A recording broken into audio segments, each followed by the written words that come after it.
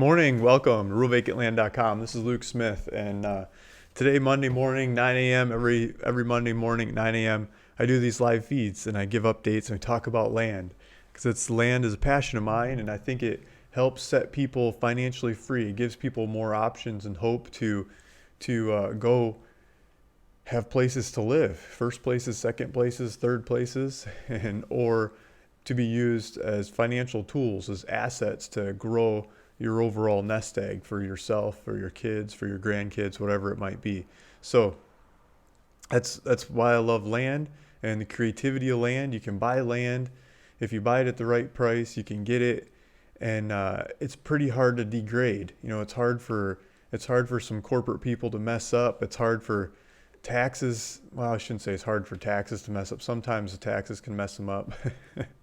But it's hard for a lot of extraneous pressures to mess up the value of land if you buy it at the right price. And there's lots of ways to improve on land to make it worth more money.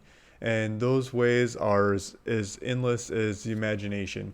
So I hear all kinds of ways that people take the vacant land that I have or sell to them, and they improve it and they make it worth more. They make it worth lots more, and they sell it or they use it, or they run the business there, or they run their household there, and it improves their personal finances, and that ripples through generations as we have the opportunity to do that. Like our forefathers moved from Europe to the US, or wherever your family might be from, some other continent, but a lot of America moved from Europe to the US and Canada and South America and stuff because of the availability of land. And so they got land that they could farm, that they could hunt, that they could call their own, that they could build their house on. And over time, they cut that land up, and they cut it up between their kids, and they cut it up between somebody else.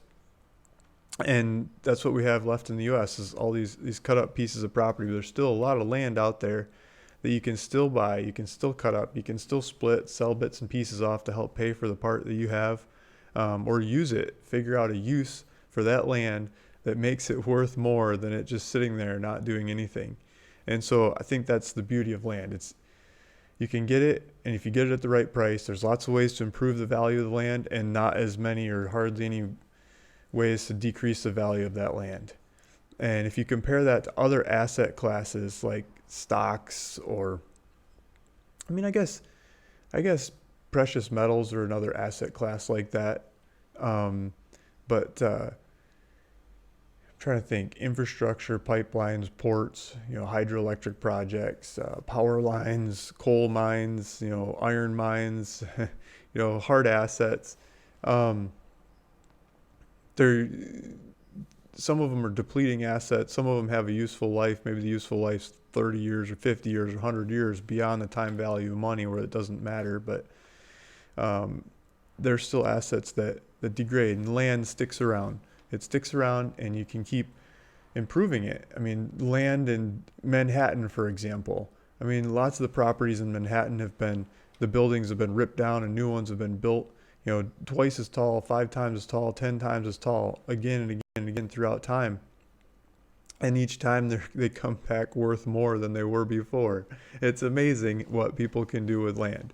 And it's not so much the building, but the location of that land and the usefulness of that land that I think holds the value. And so some of the old investors in hard assets that I used to talk to in previous career, one particular real estate guy from San Francisco that I talked to a lot, I'm going to leave his name out of it, but he had a lot of good stories, and he'd like to talk a lot. So I was hearing his stories. He would talk about the valuations. He was a real estate appraiser, and he would do appraisals for all kinds of things like university campuses and stuff. And the value is always in the land. The buildings degrade over time, and the land keeps holding the value. And he kept pointing that out. And he's like, when it comes to real estate, you buy the land. Don't look at the building. Buy the land. Buy the land. Buy the location. Buy the quality. Buy the usefulness, and everything else can be fixed. And so he had really good pointers on that side.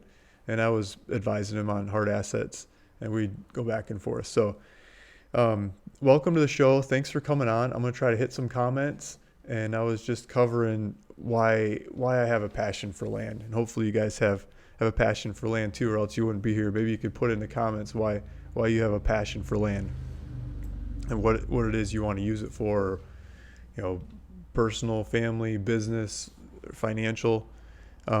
Caleb Williams says, "Hey Luke." Hey Caleb. King Black says, "Good morning." RV Radio says, "Greetings, Caleb. We need some rural vacant land for cheap in the Pacific Northwest." Yes, in the Pacific Northwest would be a good idea. We've got some coming up in the Pacific Northwest. I got a couple of them into title the last week or two, a couple newer ones towards the Seattle Puget Sound area, not Seattle proper, but the greater Puget Sound area. Maybe one of those will entice you. Houston Family Entertainment, hola amigo.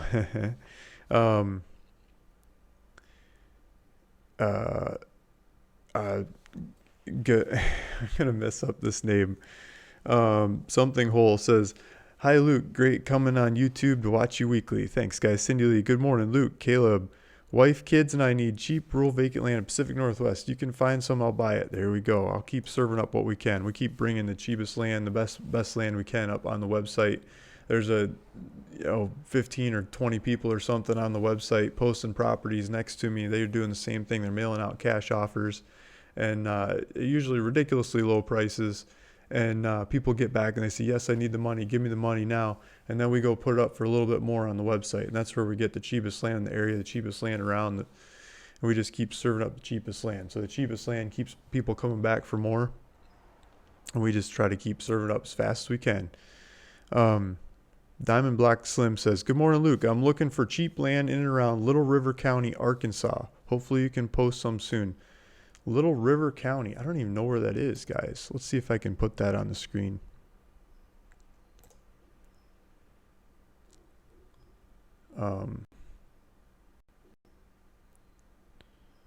Seems to be running a little slow.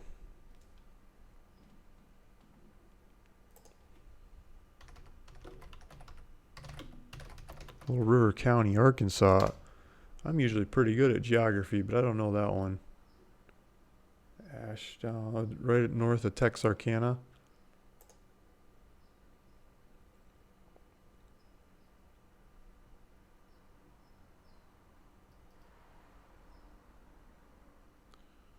Okay, so this is getting into the south. So as we get down to the south, I believe this gets into more logging companies. And when we look at who owns a lot of the land down here, I'm not 100% sure about this particular county, but as you get into this area, a lot of the land's owned by logging companies. And so there's like little house lots here and there, and then logging companies, big sawmills processing the logs in the area. It's hard to buy the land from those guys. Those guys usually know the value of the land. They want to hold on to it for generations. They plant new trees and let it go. It's just my off the cuff point of view. There might be some private party properties in there that we could buy, but I mean, that part of Arkansas is usually pretty tightly held. I mailed offers. I don't know if I did that county, but kind of down this way. Boy, people just yelled at me. They wouldn't take my offers for anything. That's where I started learning about a lot about the tree companies there. And it's okay. I'll just stay out of their neighborhood. Pamela, "Good morning, Luke." Sen Kumar says, "Good morning, everybody." Pamela from Indiana. "I'm watching for the snow. Snow's coming." Good morning, good morning, good morning. A bunch of guys saying good morning. From Deming, New Mexico. There we go. There's a lot of land for sale there. If you like vacant land, that's a good place. Nice and cheap. Houston Family Entertainment. "Land is great to flip and possibly provide a place for people to park their tiny homes." Exactly. You can park your tiny homes, get the regulations right, you can go for it. Land is great to help people prepare for the next recession. Yeah, it's a good asset to have. You can go grow your own food and stuff. Get out of the city when everything falls apart, right? King Black 22 says, "Need Texas land down south for cheap." I think we've got some Texas land going. Let me pull up I'm gonna pull up the map search here. I'll read another comment or two while that loads. Um, I'll put it on the screen too.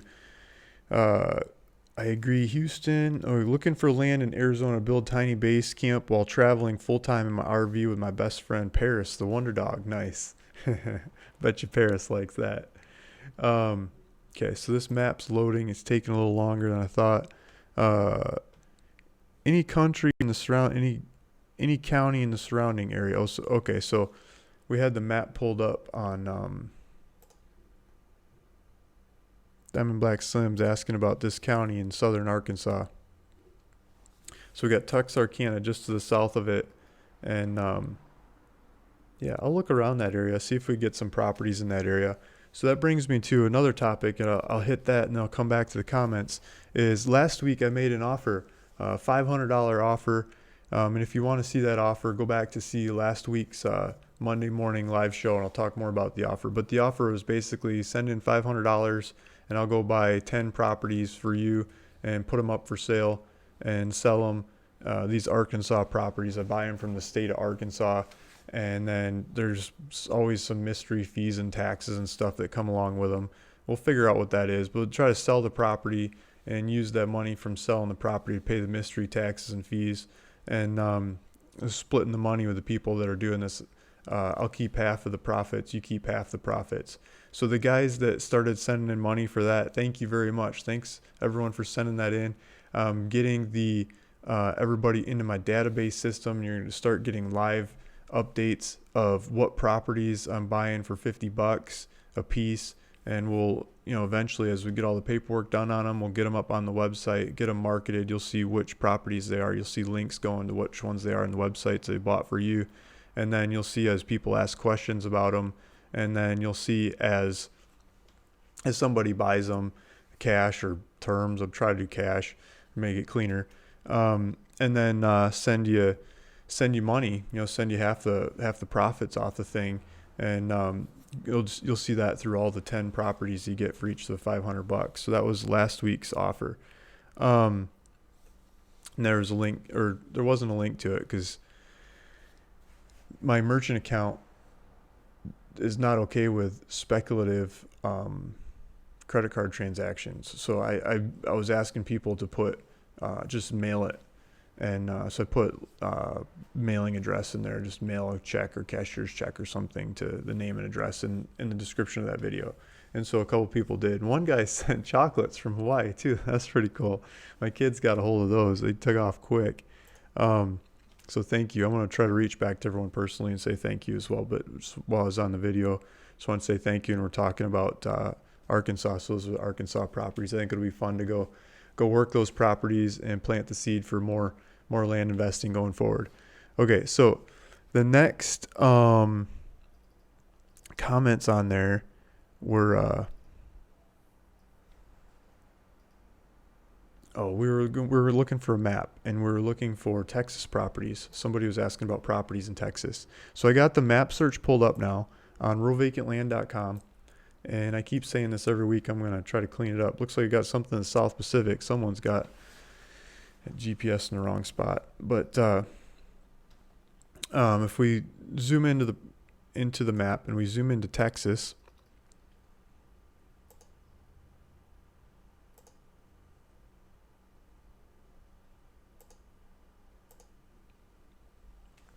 we've got some Oklahoma on the board again, but Texas. As we get closer to Dallas, Fort Worth, I think we've got some over here, and I think we've got some in so here's one by a lake, just outside the side on the side of Dallas. We've got one or two properties over here by the lake, and my computer's going really slow for me, but it's loading. So Lake Tawakoni, I'm sure I'm butchering that name. I've never been there. I've driven the 20 just south of there, but I've never been to this lake. So it's just under half an acre near the lake. And so if you go on the map search, you can zoom in, you can see that, and you can pull it up. For Texas land, we'll see what kind of price we're talking about here. Jason Lydiard's got this one. He's asking $7,000 or $1,000 down and $199 a month for 40 months.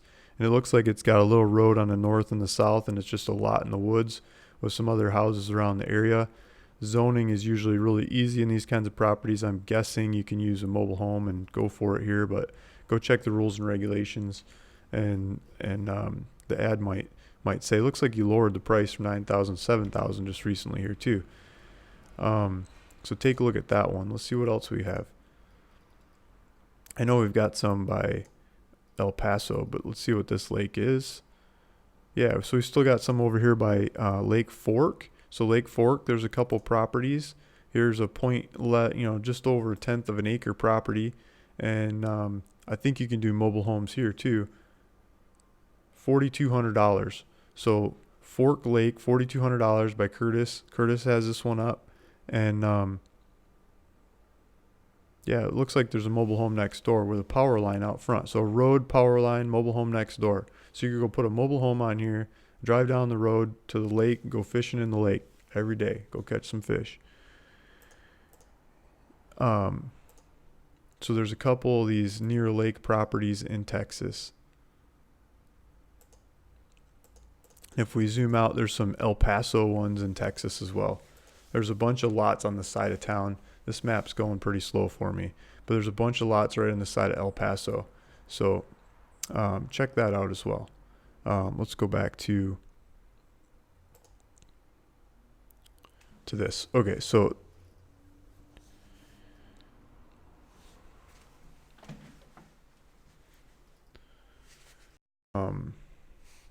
and there's just a couple up on the board, as they're filling in, they're pretty much selling.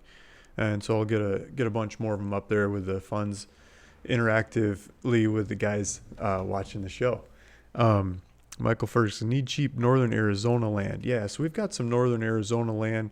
I've got a couple properties left in, let's see if I switch over here. So if we go northern Arizona, I think a couple of the guys on the website have been putting properties up in Apache County. And so we've got some Apache County. I see some green dots in here.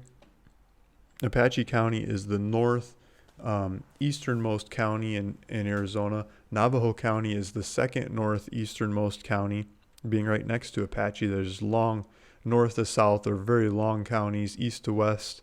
They're pretty wide too. They're really good sized counties. Much of the north of them is up in the Navajo Nation. But as you get to the Interstate 40 and south of there, the land gets more usable. The water wells get shallower. You get closer to supplies. There's little stores and gas stations and things. You can get to supplies down here easier. And so we've got some of these Apache properties here. We've got some Navajo properties down here scattered through the area. Different sizes and different price tags on each of those, but those are all northern Arizona. I think the Joseph City, Holbrook area ones are all sold out. There might be a couple of them that are on the board right now. So there's a couple of 40 and north of 40. These are usually the much cheaper ones. So check those out. We've got a good selection of those. And yeah, Pamela's saying, I also agree, get out of the city. Yep, Rod Hall says, hi, Luke. Hi, Rod. We had Rod on the show a couple weeks ago. He had, I don't know if he still has it or not, but some land in Apache County, like some 40-acre properties. I think he was asking $7,000 or $8,000 for those 40s. I think one of them was sold when we were talking to him. He might have had one or two more of them. Yo Wawa says, I blew out a radiator once in Deming. There you go. I bet you they know how to fix that around there. Diamond Black Slim says, thank you very much. Exactly. Some more Arkansas coming. Revolutionary Hippies. Hey, Luke. Hey, guys. Cindy Lee, that's great. $500 offers. Yeah. So a couple different people taking up the $500 offers. I'm going to process them as fast as I can, get them going, get everyone updated. And I'm very interested. Yeah. So go check out the $500 offers in the previous live video and you can hear more about it. Today's the 9th. So it was the 2nd. Monday the 2nd. So if you go back and look at the live feeds on my YouTube channel, look for September 2nd video. I keep losing my spot. King Black 22 says, so I have a question. Let's say you send an offer for 500 and they accept it. What is the process after that? How much more would you pay? And would you do to have and what do you do to have to do what paperwork would you need, etc. Okay, so he's asking, so if you mail out an offer $500 and someone actually accepts the offer, what do you do then? Like, what's the process? I believe that's the culmination of his question. So I used to send out a lot of $500 offers. I'll give an example. I think the first offer that I ever got accepted on a $500 offer was in 29 Palms, California. It was in San Bernardino County, and they got all these 5-acre properties. 5-acre properties with like a cement slab on a lot of them, 600-foot cement slab. And so the cement slab was one of the requirements. If you want to homestead those properties, you got to have a foundation, which is like a 600 square foot cement slab. You know, a lot of them are poured with bags and rebars and some boards around it. You know, really basic cement slab. And then they'd build a cabin on top of it. The cabin would probably blow away a couple of years later, but they built the cabin and they met the requirements to get the land. And so that's how they got a lot of these 5-acre properties. The state was homesteading them back in 50s or 60s or something. And so people would get these properties and they'd keep them, and then they'd pass on, they'd give them to their kids or grandkids or something. And the kids and grandkids are like, what am I going to do with this 5 acres and 29 palms? And they get a letter from me and they're like, great, I don't have to pay the tax on it anymore. Goodbye.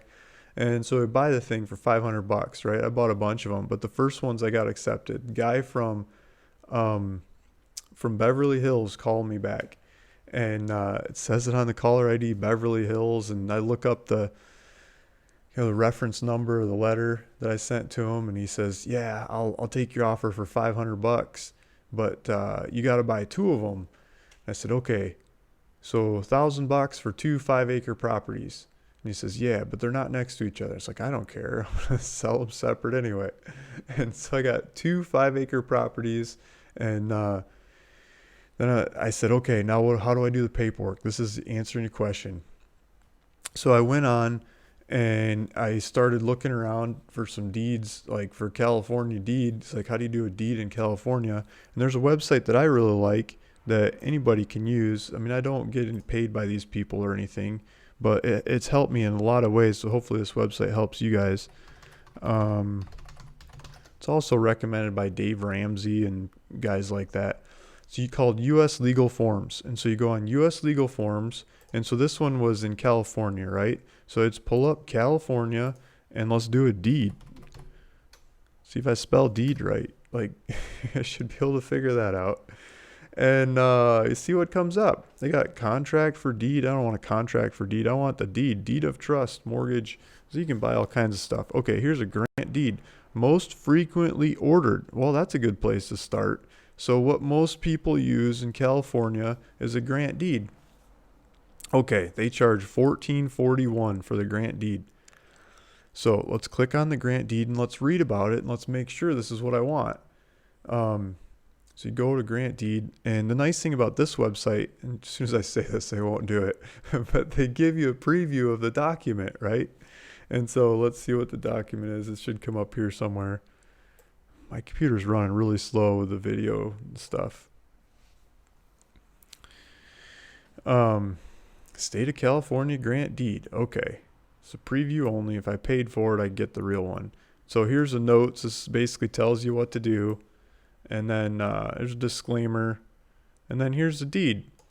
Okay, so the deed has the stuff that's required by the county, San Bernardino County. If you called up San Bernardino County and say, hey, what do I need to do a deed?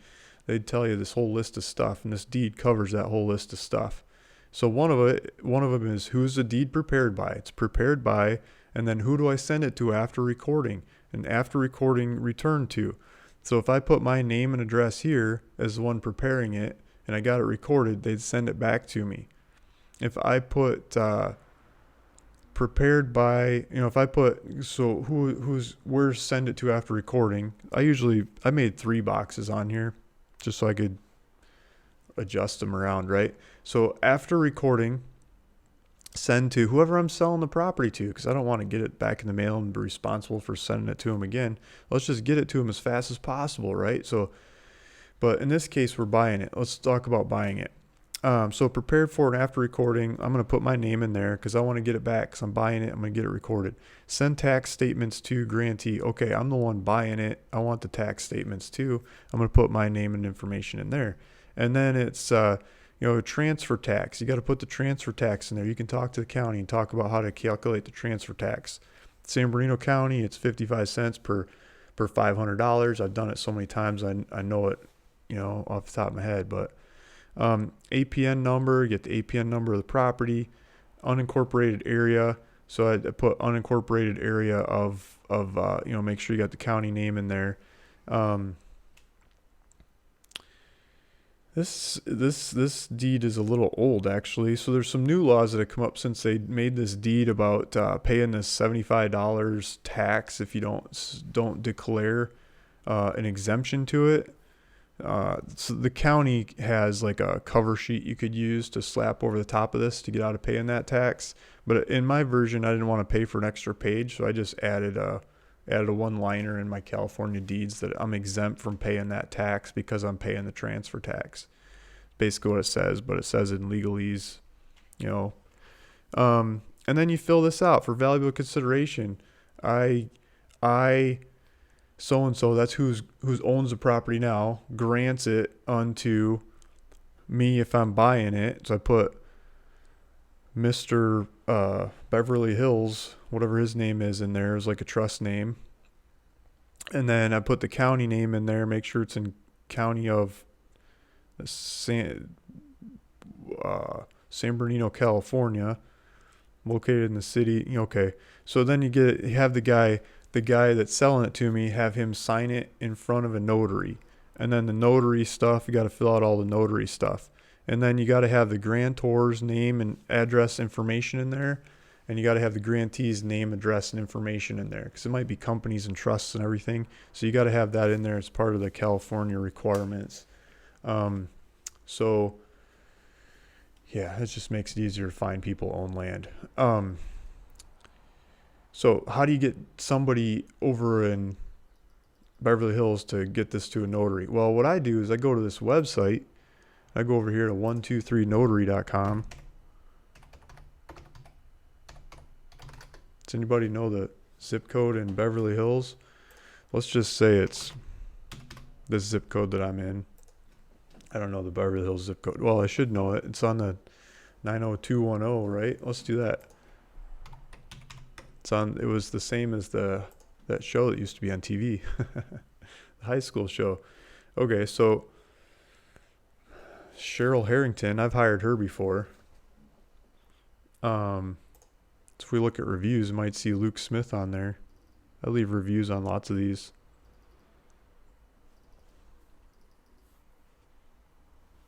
No, I don't see any of my reviews. Lots of times I can, there's Luke Smith. Luke Smith.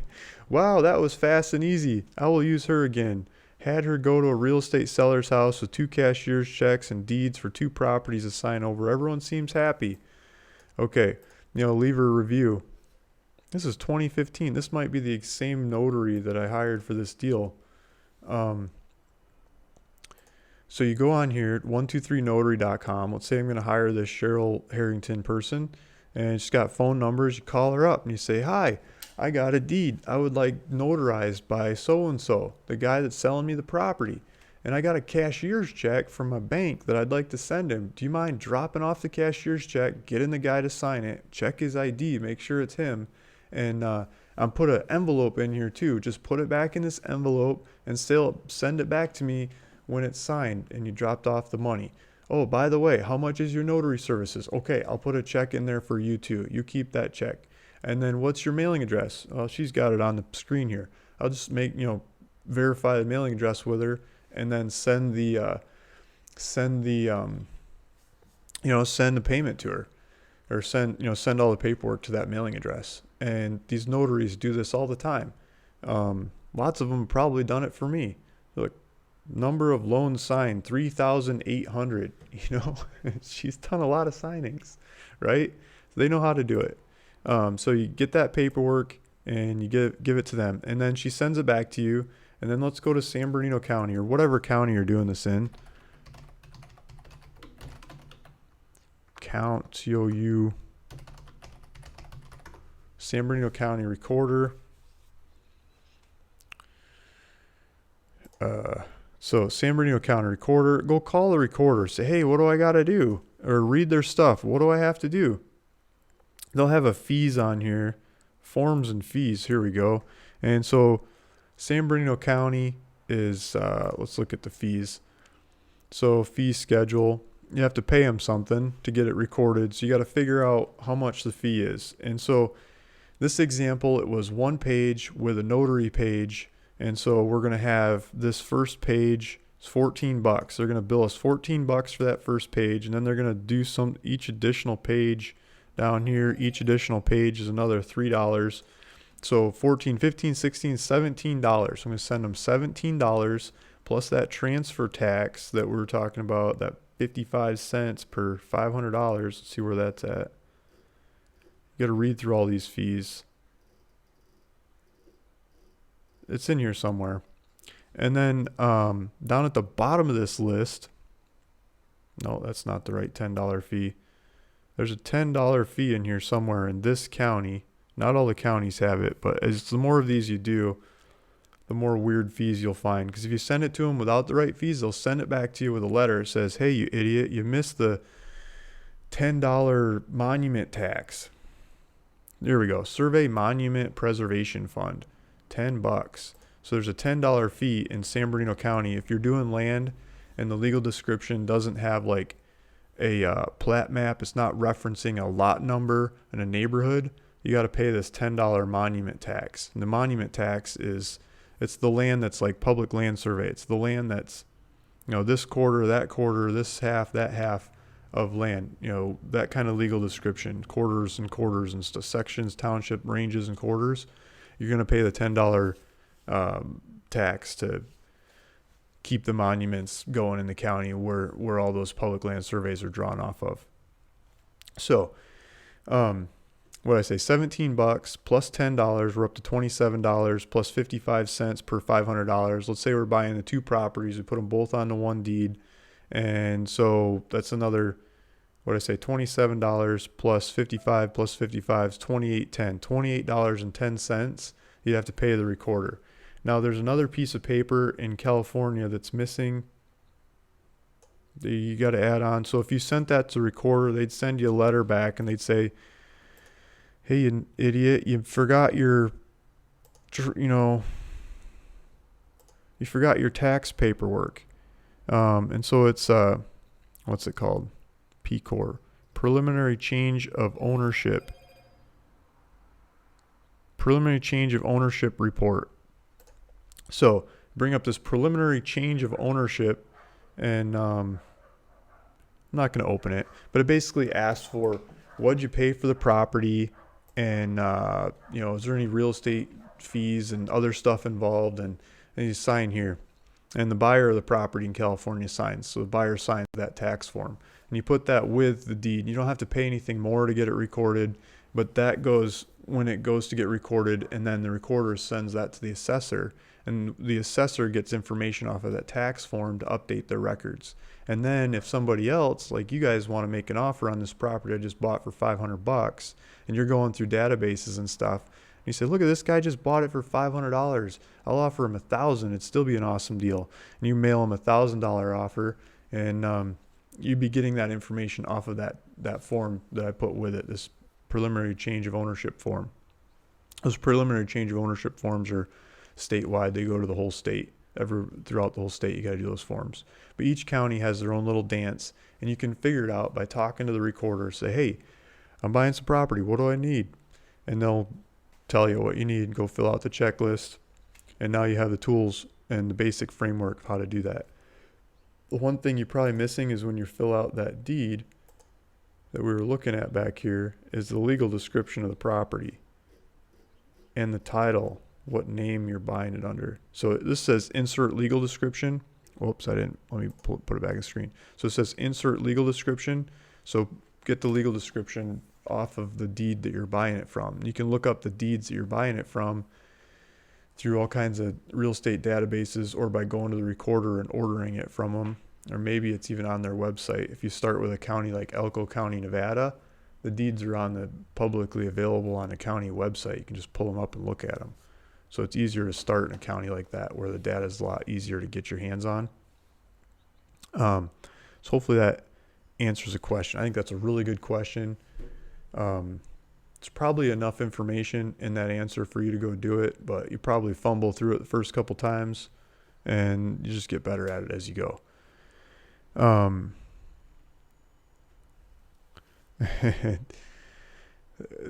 Gadam Mulsey Wool says, if you like and respect Luke Smith, please raise up your hands. Thanks, guys. Diamond Black Slim, sounds good. We'll contact you soon on that offer. Pamela, yeah. Hands raised. Thanks, guys. How to Shell, thumbs up. Okay, Iowawa King, he holds the $500 deal in Arkansas in his own company name. I think so. Less paperwork for us. Yeah, I could put it in your name if you really want me to. I got to get you to sign off on the paperwork. Like I'd have to fill it all out, I guess, and then send it to you. You'd sign it, and then you could send it to the state. And then when I go to sell them, I'm going to have to get you to do an option agreement to sell them because it's not going to be in my name. So I don't want to be selling it for sale by owner. And then I just think for the dollar size of these transactions, it's going to be easier to you're just going to have to trust me on it. Just don't send in much money. Just do like $500 test and we sell 1 or 2 or 3 properties. You got your money back and then it's just cash flowing from there, right?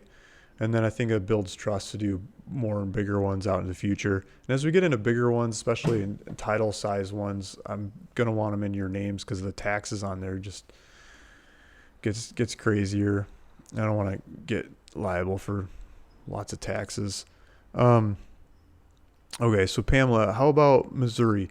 Yeah, so I think we're all sold out of the Missouri properties. Missouri doesn't have the same tax structure on the properties that Arkansas has. Arkansas is brutal about collecting taxes.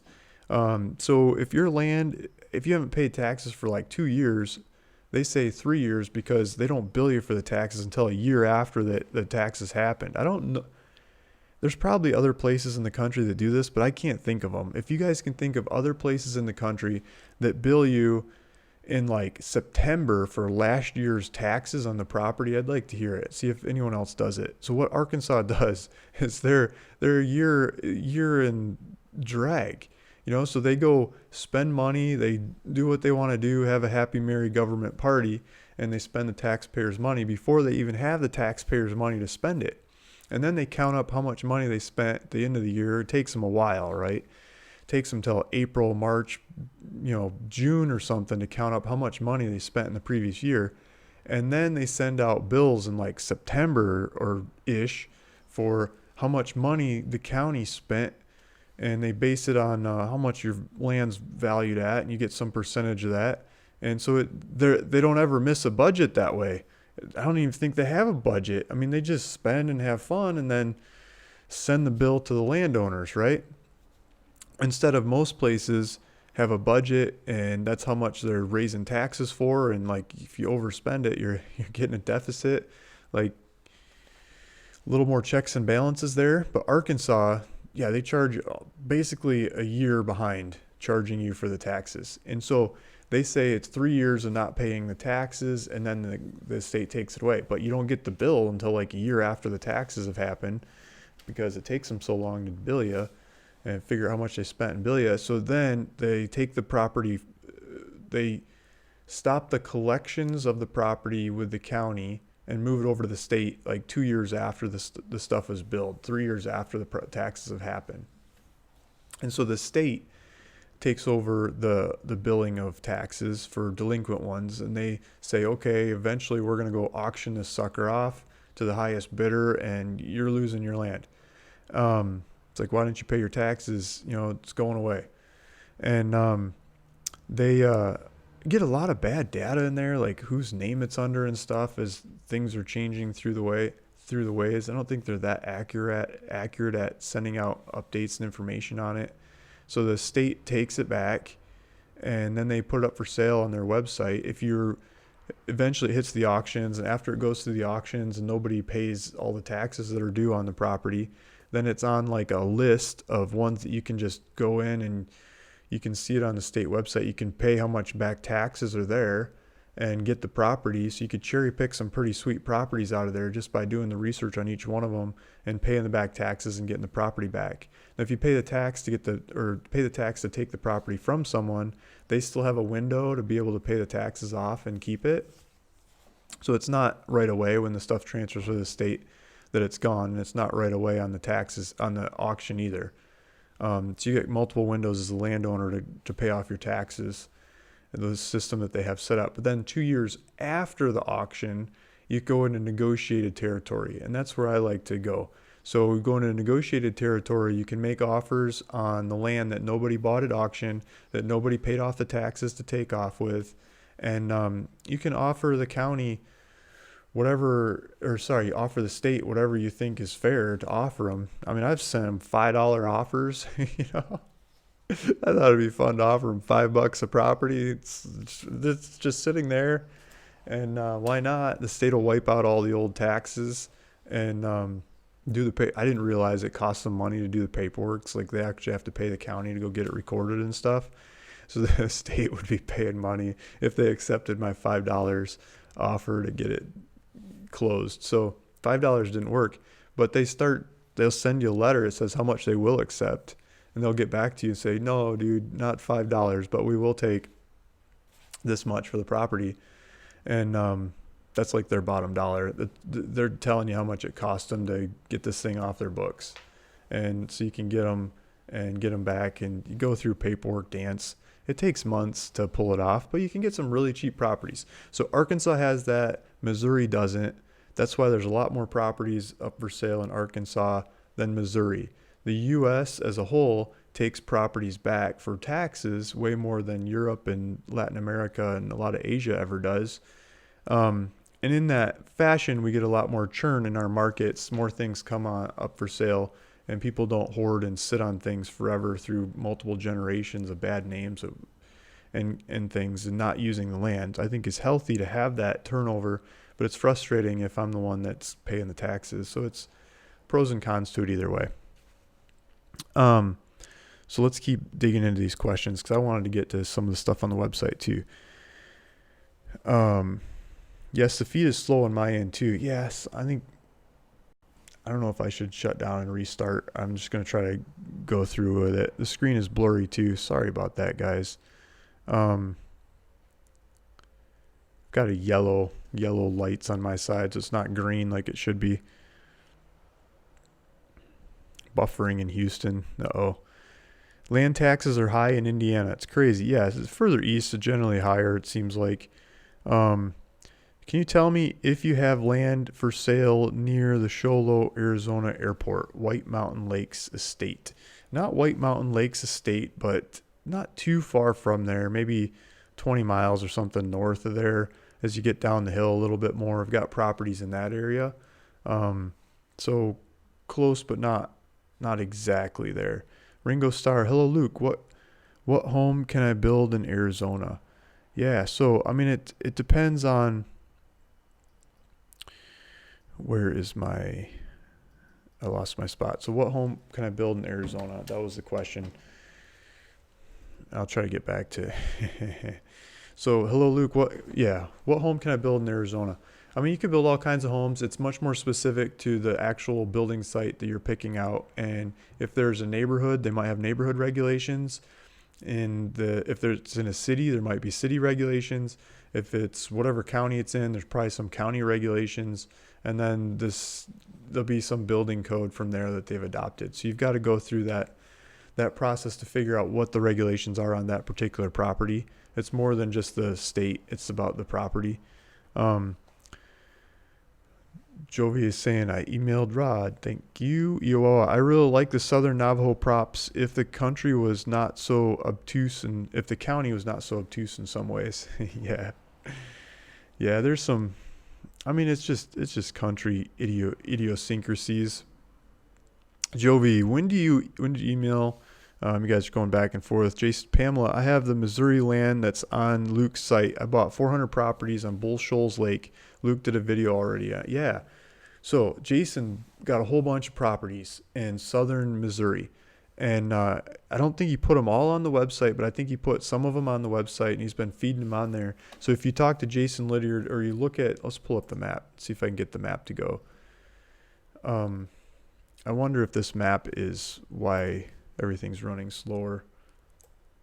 Because it's a pretty heavy operating map. So southern Missouri, close to Branson. Yeah, so Jason's still got some properties over here. Theodosia. So near lakes, he's got numerous ones. So look at the ones we got on the website and talk to him about other ones, because he's got a whole bunch of them. I wish he'd post more of what he has on the website so you could get a really good selection. If you go out there, take a tour, go look at a bunch of them. It's a lot of work to get them posted. Okay, so for some reason my mouse won't jump between screens. Okay, there we go.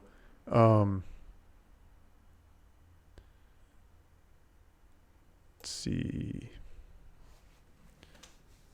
So Jason's saying he's got 0.2 to 10 acres. Watch the videos. Yeah, so I made some videos. They're posted on ruralvacantland.com. So if you look up what's for sale in Missouri, you'll see some videos on them.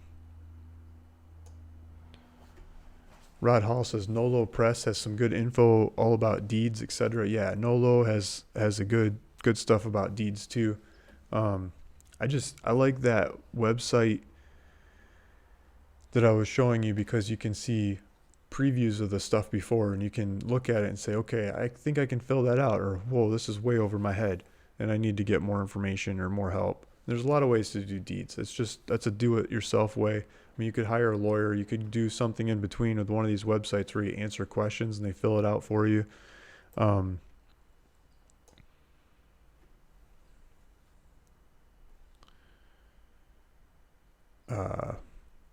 Iowawa saying northern Missouri has snow, way south by the border, not so much a problem. Cindy Lee, anyone else have a blurry screen when Luke is showing the deed site? Yeah, sorry guys.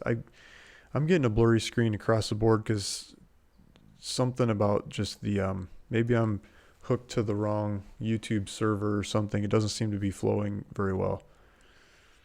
So hopefully the audio can help. I mean, it's really small wording on the screen, and the deed doesn't really matter. Like if you're doing it, go look up your own state, look up where you want to do the transaction. It's going to be a different deed, and read through it and see what you need to fill out.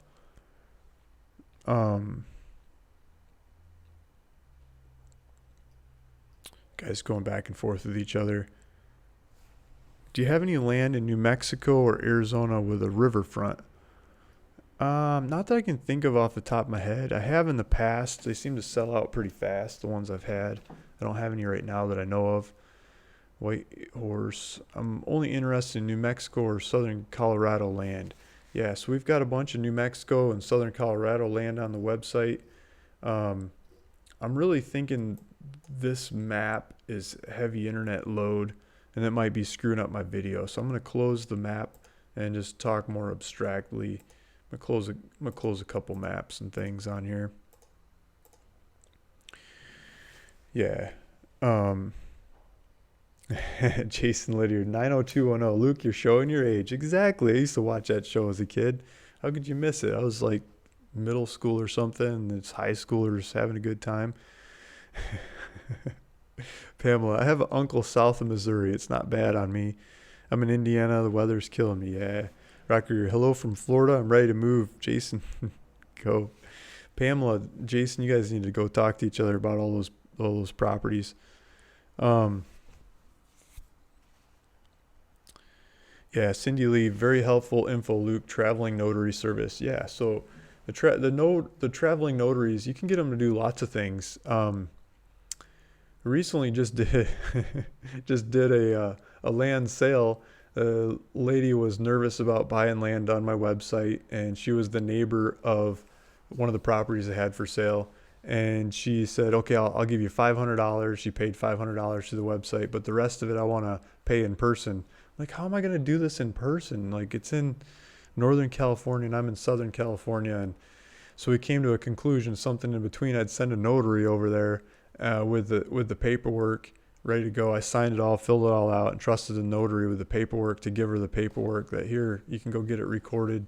Here's the check to get it recorded, the envelope, everything. Here's your deed, hand over the money. And she handed over the money to the notary, and the notary shipped it back to me. So that worked pretty well. It's like the opposite. I didn't need the notary to sign anything because I had it all signed, but the notary seemed to understand and ran with it. Still paid her for her notary services. That's what she wanted.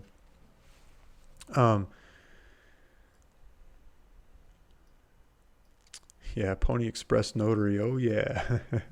I've done a lot of notary closes. I mean, if you start looking on 123 Notary, a lot of those notaries, and you look at the history and their comments and stuff, I mean, you'll see my name show up on there all over the place. Iowawa, I keep an RV in Camden County, Missouri. Nice. Luke will send you to me, but okay, you can go to that way. I understand your hesitation. Look me up on his website. I work with him on a few deals. Yeah, so Jason Lydiard is on. He's on the website. He's posting properties on the website. We're involved in numerous different real estate transactions together, and I think that leads me into another topic I wanted to talk about a little bit. Was that I've got, I don't know, maybe 15 or 20 people that post properties on the website. A couple of them have shown up here in the comments. Rod Hall, Jason Lydiard today, posting properties on the website, and they do a lot of the same things. So that example of sending out $500 cash offer for a 5-acre property in San Bernardino County that I did a couple years ago. I've sent those to lots of places. These guys have sent them to lots of other places. Like Jason's sending them in Florida and getting properties in Florida and other parts of the country, like these Missouri ones. He's got these Missouri ones. I don't have any Missouri ones. He's bringing Missouri ones to the table. And so there's other land dealers like that out there that are doing a really good job that I can't compete with. I can't be everywhere, but we're grouping together on the website.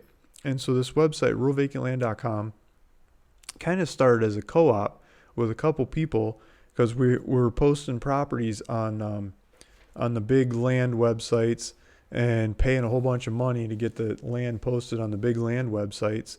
And they used to give me like unlimited, I could post unlimited properties on their websites. And so I'd post hundreds or, 1,500 properties on the websites and just properties all across the place. And get all the ads made in the Philippines at, low per dollar an hour rates to go pull them off and get them happening. And Philippines answering phone calls and closing deals one after another as fast as we can go, right? And I'd just be doing a lot of the background stuff and making them happen, presenting them as best I could. Though the big land websites would charge the subscriptions to put all these properties in there. So I had friends posting properties with me, and I'd put, a co-op. That's where this co-op started. And we started posting all these properties on the websites because I couldn't really pay for what they're asking. And I don't know if they figured it out or they got those land websites all started getting bought out by the same company and merging together and increasing the rates to post properties and sell properties on the internet. And they say, look how many properties you're selling. You got to be making a lot of money. And we just want to charge, 3/4 of that or something. They just want all the money, right? And so they kept raising rates, they want more and more money. I don't realize these small dollar properties are not that much margin on them. There's a lot of work that goes into pulling off those deals. And so eventually I said, no more. I'm not going to pay all your fees. Like I'll probably sell more land on YouTube and social media than paying you guys all these exorbitant advertising costs. So I'll go advertise somewhere else. I'll advertise on social media instead. And so I'm glad going to make a bigger push into social media and present properties that way and cut out a lot of the costs of those big advertising websites. And so the co-op was put together with people posting, my friends and I posting properties on those websites and cutting up the bills. And so I used to say, we'll just divide up the bills evenly. And I'll guarantee it's not going over $200 a month. If it is, I'll pay all the difference for all the advertising we buy. And so we did that, and that worked for a while. And then as I said no more with those big advertising companies, as they really ranked up the rates, I said, okay, let's keep the $200 maximum a month. And if you don't sell any property that month, I'll just refund you the $200. And if you sell stuff, great. Hopefully you're happy paying the $200 and it's all cool. And we'll keep posting properties. Everywhere we can. We'll social media it up and get it onto the smaller land websites that don't charge crazy amounts. And so we post on some smaller land websites that don't charge crazy amounts, and we social media up a lot of the properties. And so that's what I use the $200 for, is paying for a lot of that and covering the bills and running the show. And so if there's other people out there listening, watching, they want to post properties on ruralvacantland.com, I want them to be vacant properties. I want them to be, some of the best price stuff in the area. I don't want them to be realtor, market listed, going to sit there forever properties. I want it to be land dealer, for sale by owner properties that are really competitive in the market, that keep turning over and happening. And I think a good grouping of those kinds of properties together helps us all sell more properties. We get more people looking at them. It's easier for people to make decisions off of them. Some of the guys come back and they buy 5, 10, 20 properties at a time, and then they go sell them. They'll buy them for cash and they'll sell them on terms. They'll offer owner financing, and they'll up the price 2, 3, 4, 5, 10 times or something and offer owner financing. And people come in, they love the properties, they market them better than I am, and they pay the owner financing for the properties. And so, if you got your properties listed on ruralvacantland.com, a lot of it's wholesale. A lot of it's dealers buying the properties to go sell to the public. And you could probably get involved in some of those transactions, moving lots of properties fast. And some retail people that have come in. So the retail side has built up over time. And so I thought we'd take a little look at this. So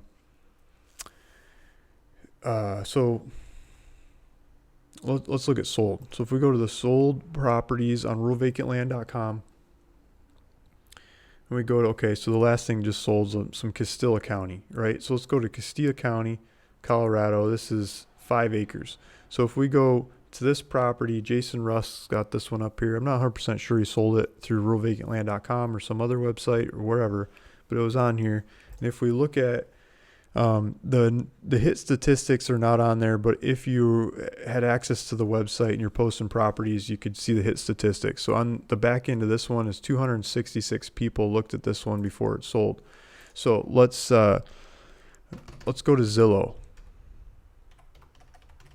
Go to Zillow.com. I'm going to go pulling up Zillow.com because I don't know any other websites that really show the numbers of people that looked. Well, let me take that back. Landflip does. Landflip.com says how many people looked at it. But let's look at Landflip after this one. So let's do Castilla County. Why isn't this working?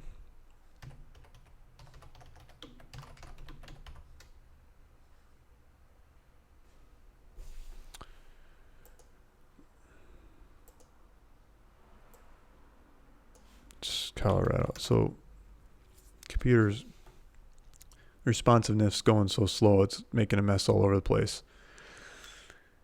So what my disposition here is, if we look at the numbers of hits, it's going to be similar or probably more. I'm thinking we get more people looking at this stuff on ruralvacantland.com than we do on Zillow. So 5 acres in Castilla County. Okay, I already got it set to 5 acres. 5 acres, Castilla County. And let's do, so price low to high. So we're going to look at the cheapest, cheap stuff out there. Because that's what should be getting the most hits, right? People look at the cheapest ones and then they work their way up in prices. The cheap ones, there's something wrong with them. They go for a more expensive one that's got something better going for it, hopefully. So 39 days on Zillow, 5 acres, 247 hits. 247 hits. This most recent sold one was published in August of 2019, and we're in September of 2019. So it's probably less time than Zillow. There's 39. Let's call it the same. They're saying 39 days. I'm thinking this one's less. Well, this is August 28th. So today, August 20, that's towards the end. So that's like 1 week and 5 days. So less than 2 weeks. So less than 2 weeks, this one's posted on the website, and it got 266 hits. The cheapest 5 acres that's for sale on Zillow in Castilla County, Colorado. Now they are asking less, $2,399, which is interesting. They're offering land for less than ruralvacantland.com. This is a highly competitive market, Castilla County, Colorado. But the one on ruralvacantland.com that was $3,300 or whatever is sold with 266 hits, and the one on Zillow is sold with, or not sold, it's still up for sale. 39 days it's for sale, and which is more than twice as much time. And they haven't got as many hits, 247. Yeah, they're close. They almost got as many hits, but they've been up there more than twice as much time, and they got a lower price. Their graphic here is awful. I mean, there's no, of course, people aren't going to go look at this thing. You just put a gray splash on the screen. Maybe if we got something with a picture, we'll get more hits. Let's look at something with an actual picture. This just looks like sagebrush land. It's got a mountain in the background. 414 hits, but 88 days. I mean, more views, way more time, and they're still asking $2,500 for it, which is cheaper than the one that just sold, the most recent thing that just sold on ruralvacantland.com. So I'm always saying we got the cheapest stuff on ruralvacantland.com. Now I'm proving myself wrong here because Zillow's got a couple cheaper ones, but we're still getting more hits on ruralvacantland.com than they're getting on Zillow. If we go to LandFlip, which is another website, which we also post properties on, by the way, landflip.com, and we pull up Castilla County, Colorado. Let's do 5 acres. 5 acres.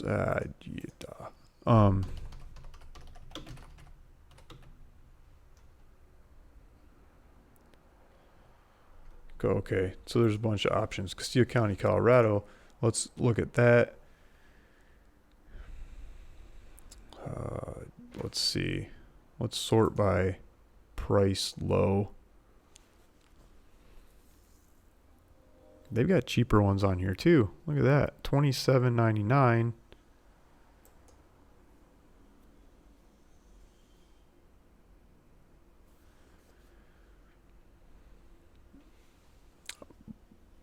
I wanted to look at the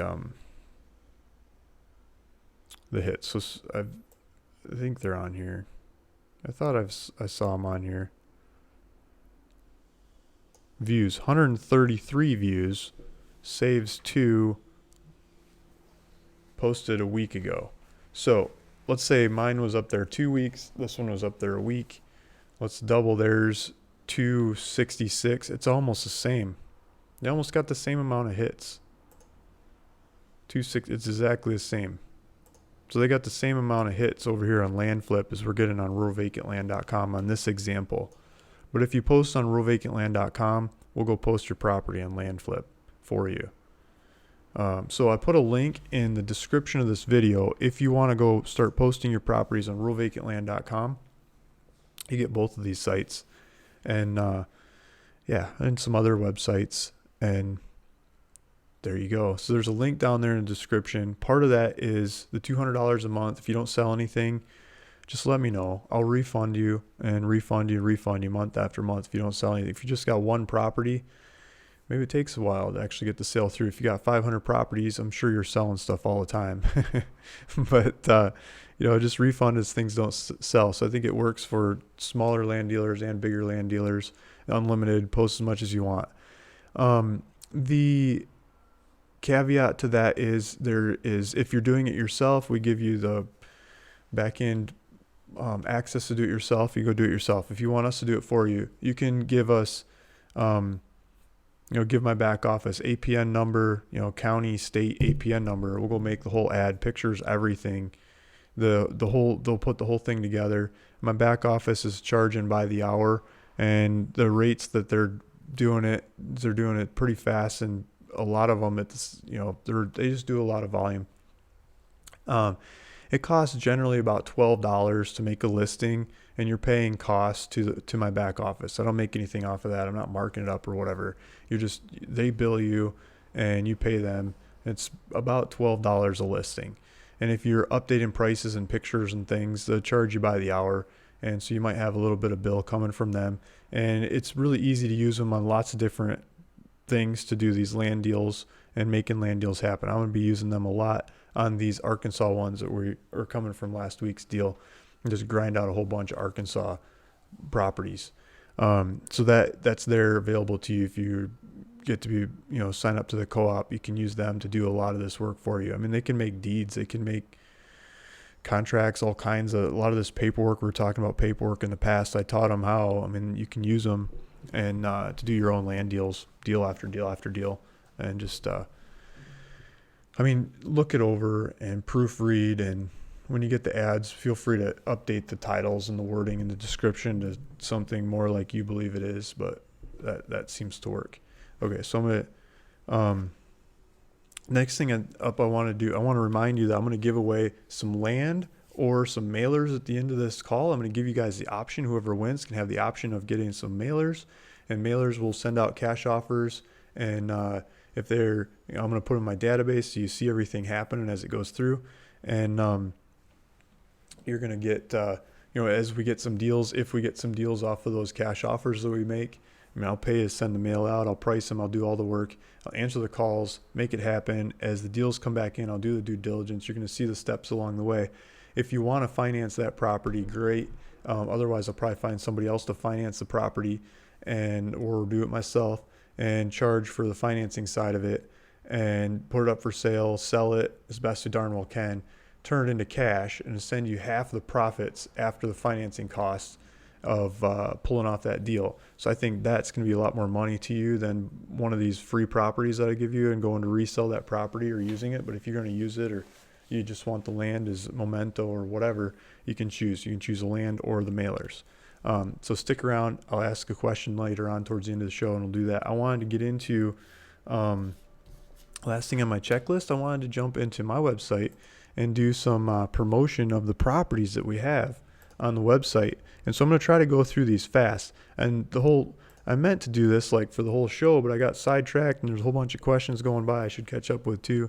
But let me just see the newest properties that are up on the website since the last time we did this, and then I'll jump into some questions and give some stuff away.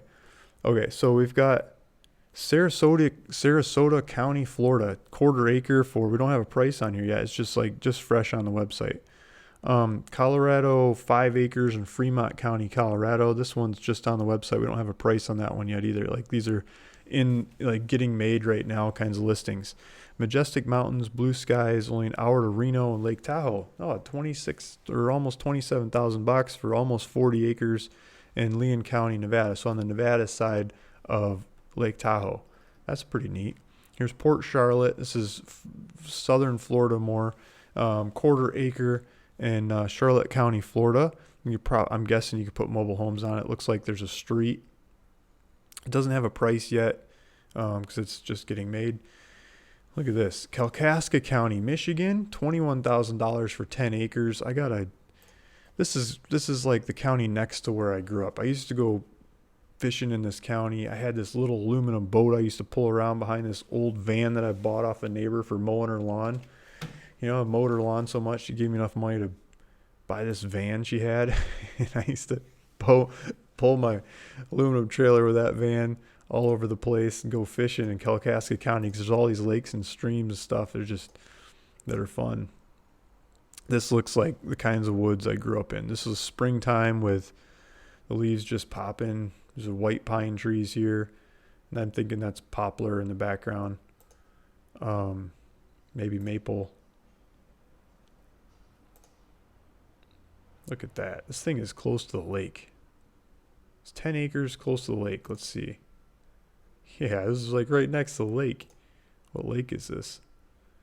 So there's a bunch of cabin lots across the street, and then there's this thing in the back.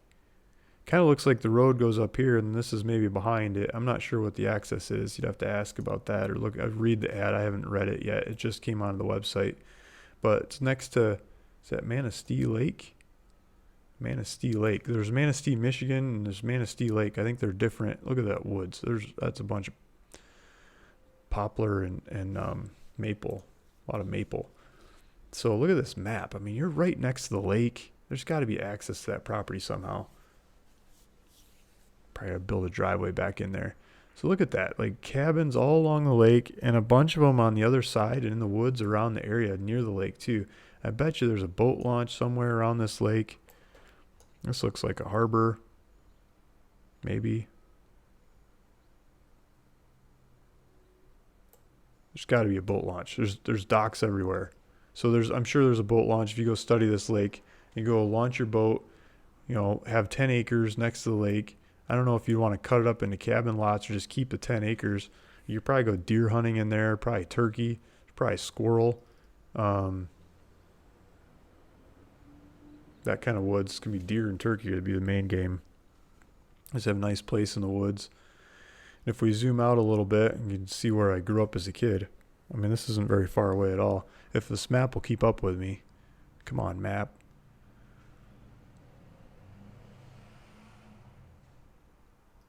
I think this is Kalkaska here. This map is going slow. Yeah, okay. So here is Elk Lake. This is Elk Lake over here. And this is Skigimog, Lake Skigimog. I like the name of that one. I should use that name for some corporate structures. And then Torch Lake's beautiful lake, beautiful lake. This lake is ugly as can be, but it's got the biggest muskie in the world. It's really good fishing. There's stumps and logs, and it's just grody, mucky, funky lake. But I spent more time in this lake than these two beautiful ones just because the fishing's so much better.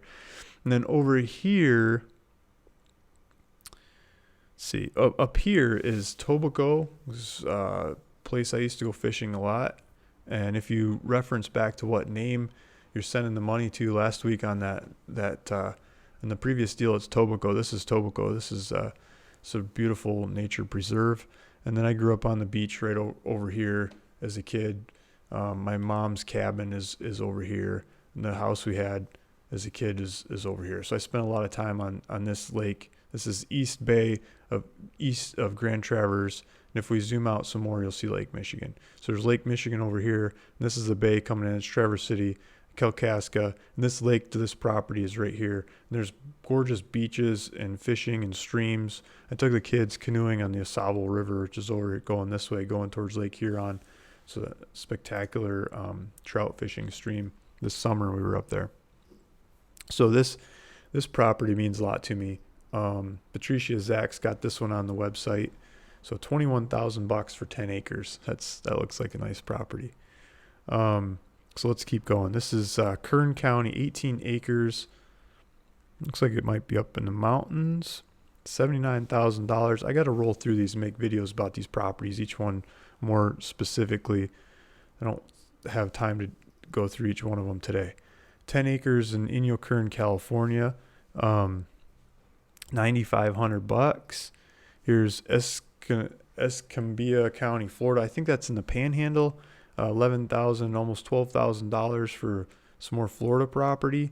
9.8 acres in Bella Vista, Shasta County. We just got we don't have this one priced. So we're just doing some paperwork on this one. I think the paperwork settles like today or tomorrow or something real quick on this one, and then we'll price it. Tuolumne County, California. The same with this one. I think the paperwork's just settled. We'll get this one priced. But some Northern California properties. Here's a half acre in El Paso County, Texas. $9,500 is on the side of town. Looks like it's got road and power. Sarasota County, Florida, quarter acre. This one's not priced yet. I think it's just brand new on the website. We got to get some of these priced as we're getting them in there.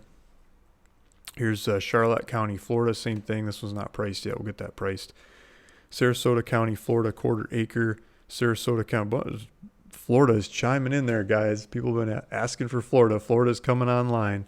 Castilla County, Colorado, $29,000 for 36 acres. That looks like might be the trees, up in the trees. Here's one, Puebla County, Colorado, $14.95 for what is that, eighth of an acre in Puebla County, Colorado. Here's 2 acres in Elko County, Nevada. This one doesn't have a price on it. I'm going to roll through and get these prices fixed. 1.3 acres in Panola County, Mississippi. This is we talked about this one before. At least I think I made a video about this one between. And then Yavapai County, I really like this property here. We're asking $297,000. I think what you could do with this one is split it up and make cabin lots out of it. There's a lot of cabin lots in the area. It's the biggest pine trees in Arizona. It's up at the top of the mountain, and people build these. They go up these roads and they build these cabins up in the hills. And I think these big trees, big views, top of Mount Union, I believe the name of the mountain is, and great spot to go build some cabins. You see the cabins rolling all through these hills, so you could escape the desert heat in the summer and go to an alpine retreat in the summer. In the winter, you can go up and play in the snow, and just neat looking property. As we keep going down the list, let's see.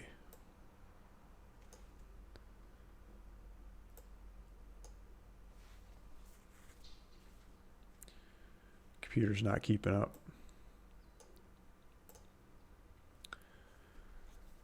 27 pages on the website of properties right now.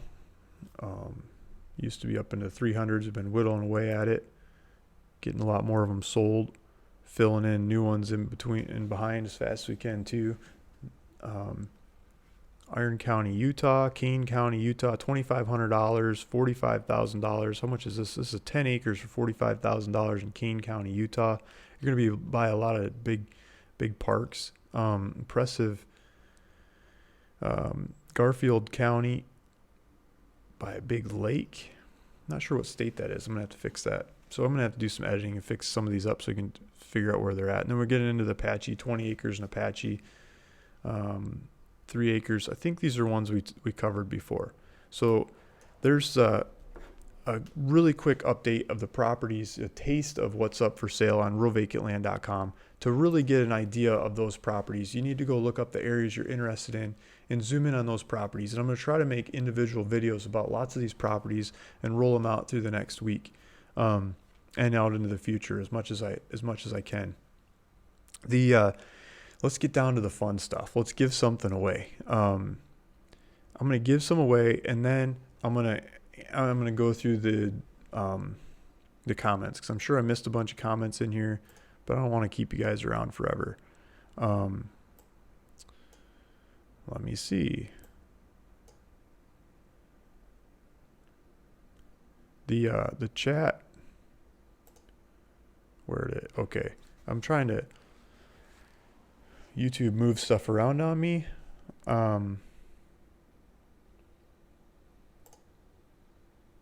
Can't figure out how to pull the chat out anymore. Oh, now I lost the whole chat altogether.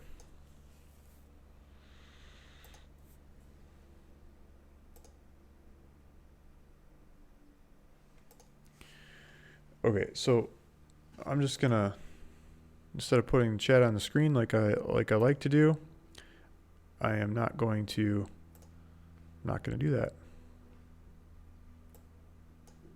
because I can't figure out how to do it. Okay, so I'm just gonna ask the questions.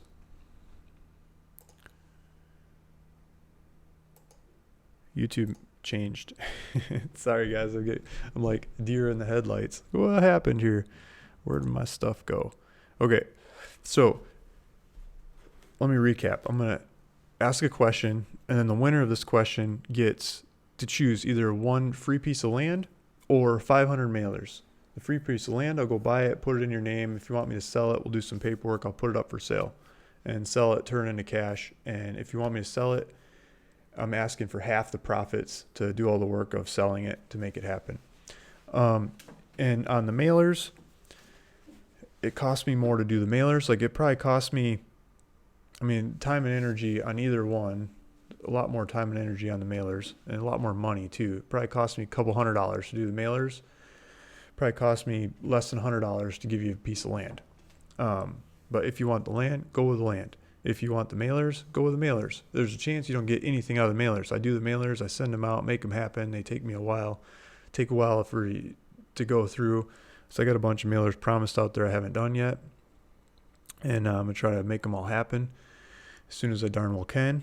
And It takes months and months. You're gonna wait and wait. You're gonna see the updates along the way now that I've got that set up, but it's still gonna take a while before you see any money, and you might not get any money at all. But if you do, it could be a good chunk of money. It might be a deal, might make your cut might be 10 grand or 20 grand or 2 grand or 5 grand or something like that along the way, for putting one of those deals together that comes from one of those mailers. And I'll finance it. I'll do all the paperwork. I'll do all the dance, and you can go through it as a learning curve and see if you want to be involved in more of them out into the future. That was the idea. So back to the question. I had questions. Let's do the 7th person that answers a question.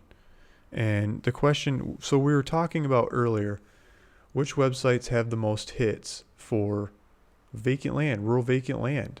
And we compared and we looked at a couple websites, and there was one that was about the same, and there's one that we got a lot more of. But if you can say the website that I think if we went through multiple properties and compared which website out there on the internet that shows the statistics, that you can get the statistics off of, has the most hits for vacant land properties. Put that in there, the 7th one in there. I'm going to give you some land or some mailers. Maybe I'm biased. Maybe I know the name. Maybe I say the name of it all the time. I've done a lot of work, and it's, maybe I'm right. Maybe I'm not. So Adam says Zillow. I don't think it's Zillow. I mean, some of them may be on Zillow, but if you compare to other ones, I think Landflip beats Zillow's vacant land listings and numbers of hits. Zillow's got lots of traction when it comes to houses, but when it comes to vacant land, I don't think they do that well. Everyone's saying Zillow. Guys, you think Zillow gets the most hits? I was just showing you hits. Maybe I didn't say the words right. Maybe it's that shows the numbers. Maybe I got to change the ads on rural vacant land to show the numbers of how many people are hitting those ads. I used to have it on there, but I was trying to make it more streamlined, less clutter, so I took it off of rural vacant land. Okay, so I'm seeing some answers. So Adam Mixel says rural vacant land. Yeah, I think it's rural vacant land. I haven't done an exhaustive test to go test in lots of ways, but a lot of the properties I'm checking, we get more hits on rural vacant land than we get on Zillow. I think Landflip is better competition than Zillow. King Black says Landflip. Everyone's saying Zillow. Rod Hall says RVL. Rod Hall, number 2. More Zillow. I'm losing my count. Okay, so I got Adam, and then Adam said rural vacant land. Rod Hall said rural vacant land. I'm going to lose my spot. The screen's going by too fast.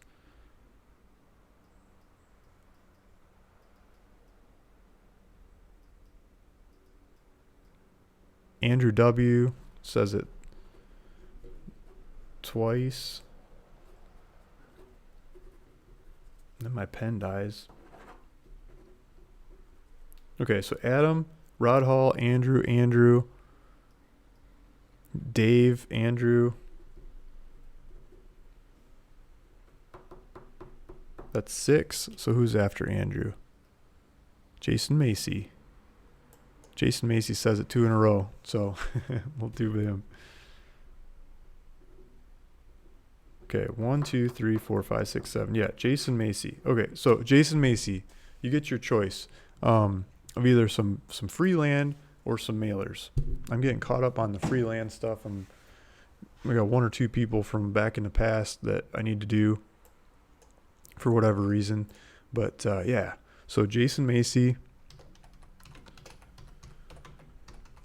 you win. Even if I screwed up my count and my spelling and everything else, I'm picking Jason Macy. I'm counting 7 for my count while I'm on this camera trying to count them. I see Jason Macy. So email Gillian. I think you've won before.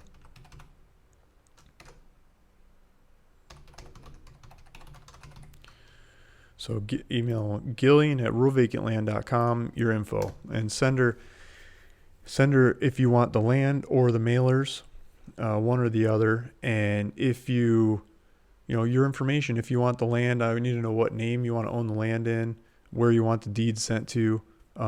So name, address, contact information, like a phone number might be helpful if I have questions.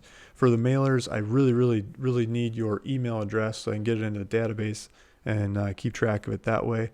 I'll need to know what name you want money made out to if it happens later on someday. I'll be asking for, if it's enough money, I'll be asking for information to 1099 you as well. Because I don't want to pay the taxes on money I'm giving you. So it'll be like, your tax ID number so I can 1099 you. If I'm giving you 5, 10, 20 grand or something, hopefully you're cool with that. So just be aware of that. And, so I can send you a check. So I need contact information to get that. You don't need to give me your tax information up until we got some money to send you. I'll get it from you later. So send that to Gilian at ruralvacantland.com. And thank you. Thanks, everybody. Thanks. You can peace out and take off now, or I'm going to keep the video going. I'm going to try to answer these questions that I missed here in the past. So I'm going to try to find my way back into the chat. This chat really changed around the way it's on the screen. I don't know how to control it as well.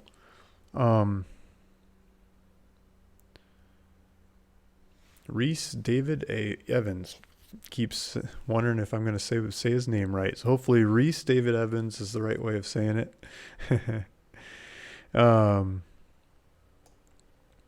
King Black 22s. Can we do a mailing deal with property around Texas? I will go take pictures and do all the research of what I need to do. So what do I need to do? Yeah, so King Black 22. It's a good question. I'd like to mail some of the Texas properties. I don't know what part of Texas you're in. You could go take pictures in, but some that has been in my horizon, hopefully somewhere along the way, maybe this winter, I'd like to stop mailing up north because I don't want to get stuck trying to sell properties in the snow. I want to try to sell properties that's going to be warmer, people want to go to. A lot of people like to go to Texas. They like to move to Texas. A lot of deals seem to be cash deals, which is a lot easier to finance than all the terms deals everyone's always asking for, which I'm fine with. I just don't have the money to do it all the time. And I like the Gulf Coast of Texas. I mean, some people probably pick on me for that, but I've been to a couple Gulf Coast places along Texas that have been fun. I think there's a lot of land there that's not taken care of. There's some opportunities. And also these lakes that some of the guys on the website are doing around Dallas, Fort Worth, like surrounding some of those lakes. I'm sure there's a bunch more lakes we could hit. We could go rank the lakes of Texas, see what the most popular lakes of Texas are. I'd like to do mailers around the perimeters of those lakes and try to get the waterfront properties. And yeah, just let me know. What do you think would be a strategy for good Texas properties that are not? I don't want that look the same homogeneous squares like Hudspeth County, for example. I don't want 540 acre Hudspeth County properties. So some of those West Texas ones. I want something that are a little more character, a little more uniqueness to them than that. If you could put that kind of pitch together, I mean, I could do the data. I can make it happen. I'm sure we could figure it out. Let me know. My phone number, email, and stuff are on the website. Just let me know what you want to do.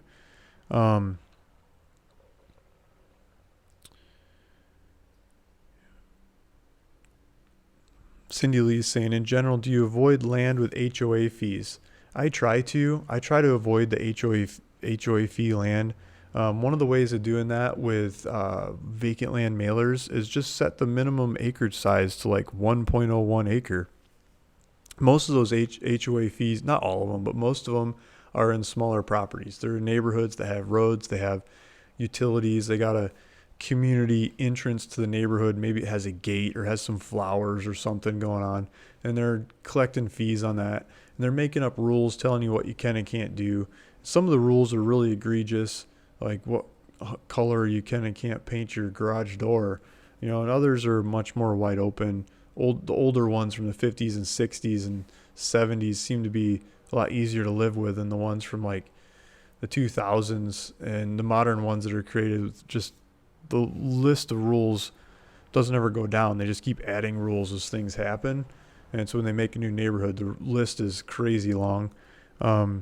So new neighborhoods, lots of HOAs. Yeah, I don't like it. But at the same time, it could be a way to get properties. If the HOA fees are awful, I mean, just terribly horrible, there's other people in that neighborhood that bought the properties that do not want to pay those fees. And that becomes a liability. The property is almost a liability because of those fees. They're like, just get me out of here. I don't want to pay my $400 a month in HOA fees. If you're willing and able to take on those fees and you think you can sell it for something more, I mean, you almost get those properties for free just because people don't want to pay those fees anymore. I mean, there's a trade there. I mean, I'm sure there's ways to access those things and market them.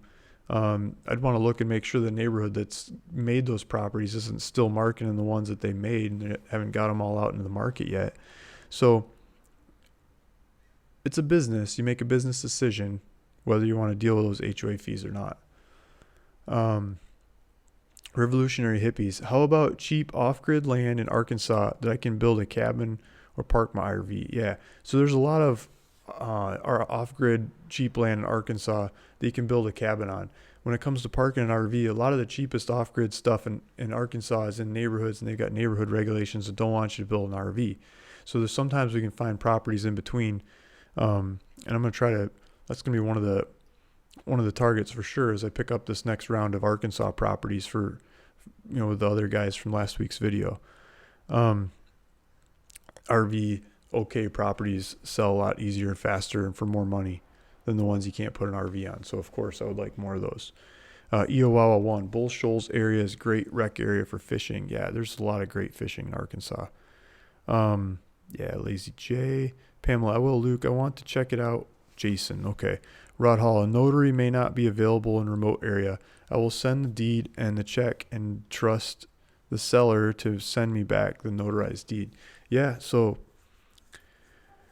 yeah, sometimes you can get great notaries to go out and collect paperwork for you. I had one property that I wanted to buy in, can't remember the name of the county. Northwestern, but not the northwesternmost part of New Mexico. The name of the county totally slipped my mind. If I looked at the map, I could point it out. But I bought this like 120 acre property, 115 acre property or something. It's on a hill, road went in there, a bunch of trees. It was beautiful. I offered the lady $100 an acre, so it was like, $1,100 or $11,000 or $12,000 or something by the time it came down to the bill.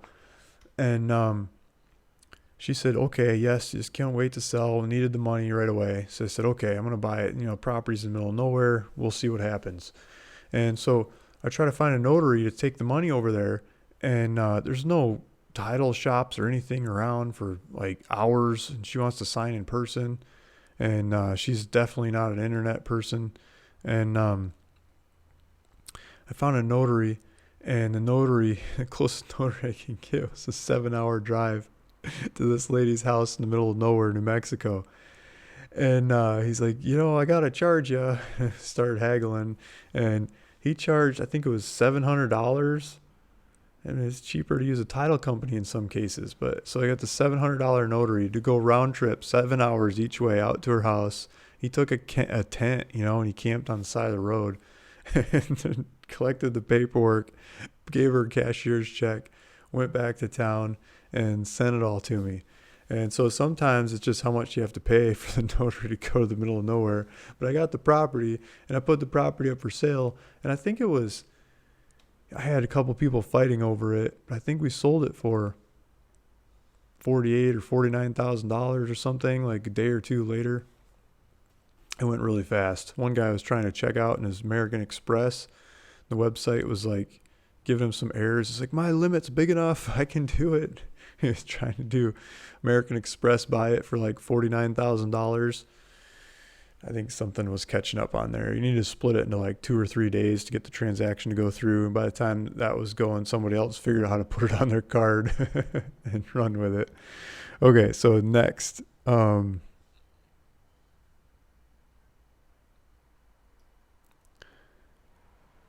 Drone notary will be there in the future. Yeah, exactly. Get the drone to go out and check someone's ID. White Horse Regions. Your New Mexico land has too many HOA hoops. Yeah.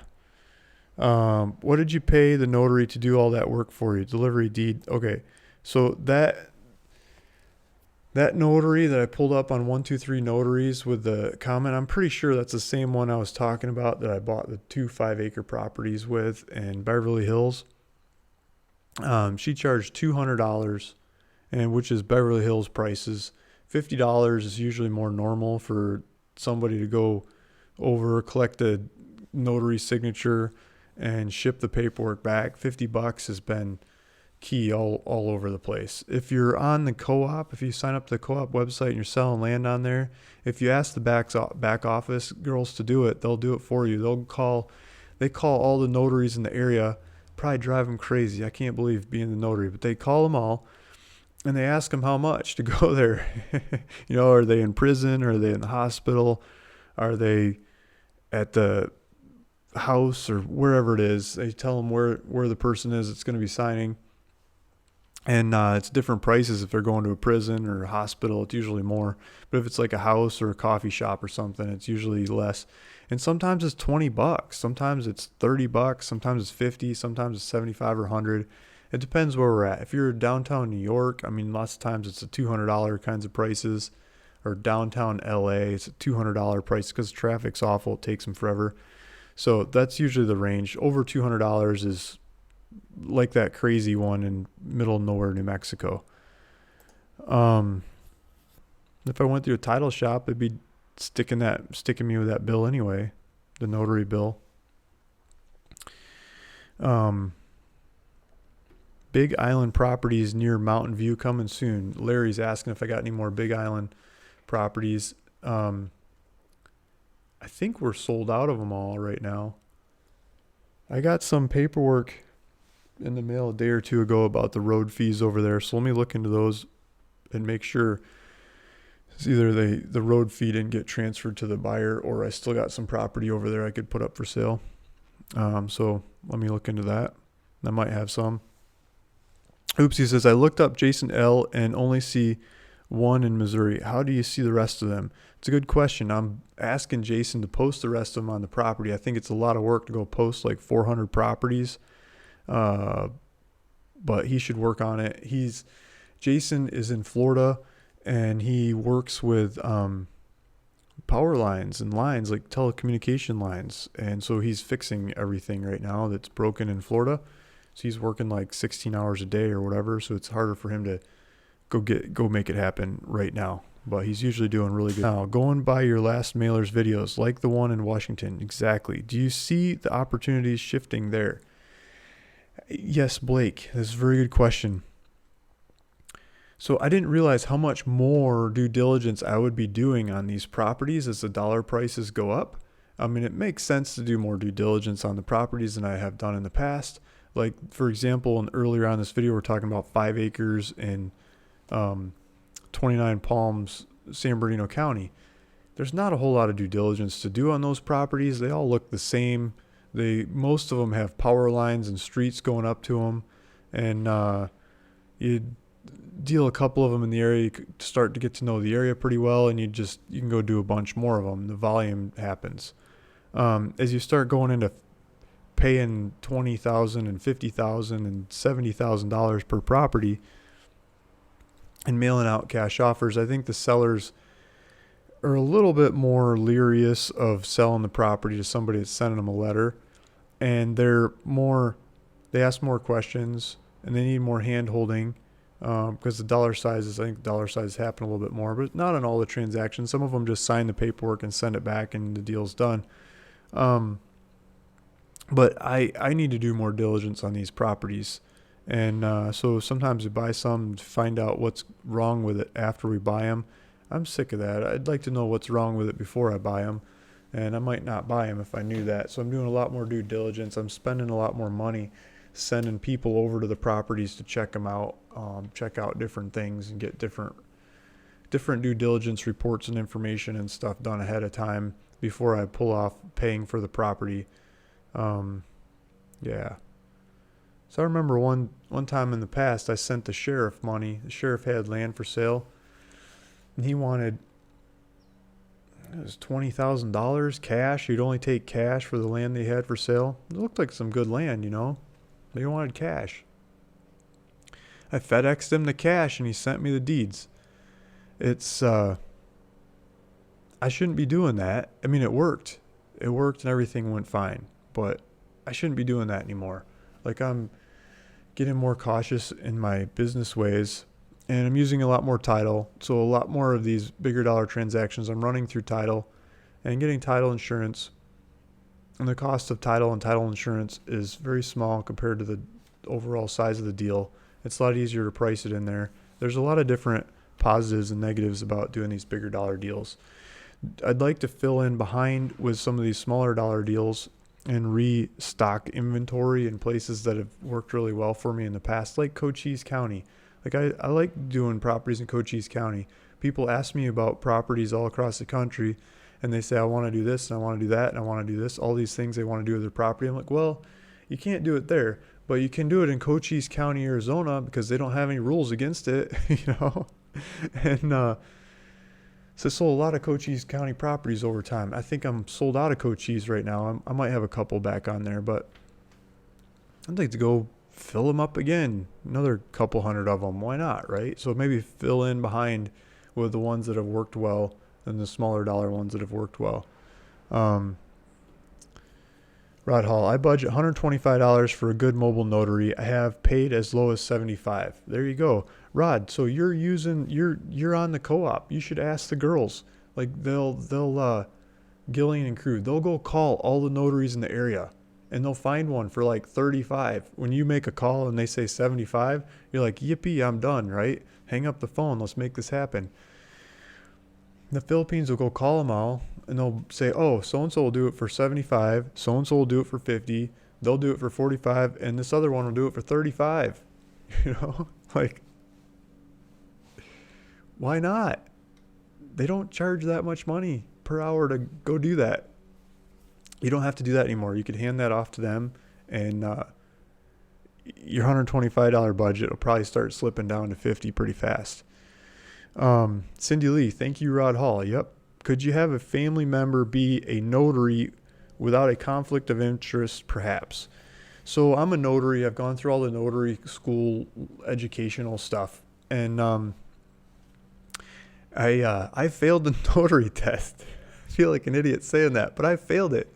I went to the California one, which is it's a pretty in-depth test, and I've hired so many notaries. I've done so much notary stuff. I know this, I know it. So I went to take the test, and I read the pamphlet thing before I went in to take the test. And a lot of the things are about fees, and the questions turned out to be, what is the fine when you do this wrong? And how much do you have to pay when you do that the wrong way? And can your wife be a notary for you? Like, those kinds of questions. And I failed the test.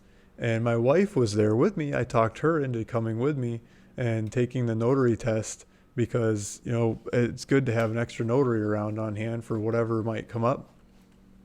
And she failed it too. And I mean, we did the securities licenses in the past, like Series 7, and I went on to principal and all kinds of series, whatever. And I would always get like just enough to pass, we're good. She would get like 98, 99% on those tests. Mine would be 72 or 81 or just over whatever the cutoff was. And she's that kind of person, straight A's, gets everything right in school. All the tests are perfect. And she failed the notary test. She studied more than I did. I haven't been able to talk her into going back. She's so humiliated, she won't go back. But I went back the next month and I took it again and I passed. Because I knew the questions were all about the fees and the regulations more than what it is to do it. But some of those questions are about family members and conflicts of interest. Yes, you can have a family member sign your stuff. Is it legally valid? You can get taken to court and go argue it. If you go to court, and if, let's say I'm in a company and I'm signing on behalf of the company and my wife is notarizing it. Now, because we're in California, there's community property law, and so she has half interest in anything I own, whether her name's on it or not. So my interest in that company is half hers because we're married and it's community property state that we're living in. And so she would be partially beneficial to that transaction happening. And so in that case, in the notary tests and their examples, that's not okay. That's not okay to do that. Now, if they are out of the house, like a brother, an uncle, someone like that, that doesn't have any beneficial interest or monetary interest in the transaction, and they're out of the house, like not one of the kids that's living there and I'm supporting them, but they're 18 so they could be a notary, like that doesn't work. But if they're out of the house, like a step away, then it starts to work. So like I've bought land off of other land dealers that use their brother or their sister as a notary. I'm like, it's pretty incestuous. I would rather get a third-party notary, but I mean, it's totally legal to work that way. So there's a lot of different views on it. I mean, when I do deals, I try to get a third-party notary. It just keeps them cleaner. Why not? Just go get a third-party notary. They don't cost that much. California, it's like $15, or if it's a mobile one, it's probably $50. Cindy Lee, in a few states, you're prohibited from notarizing documents for most family members. There you go. I would avoid it. Exactly.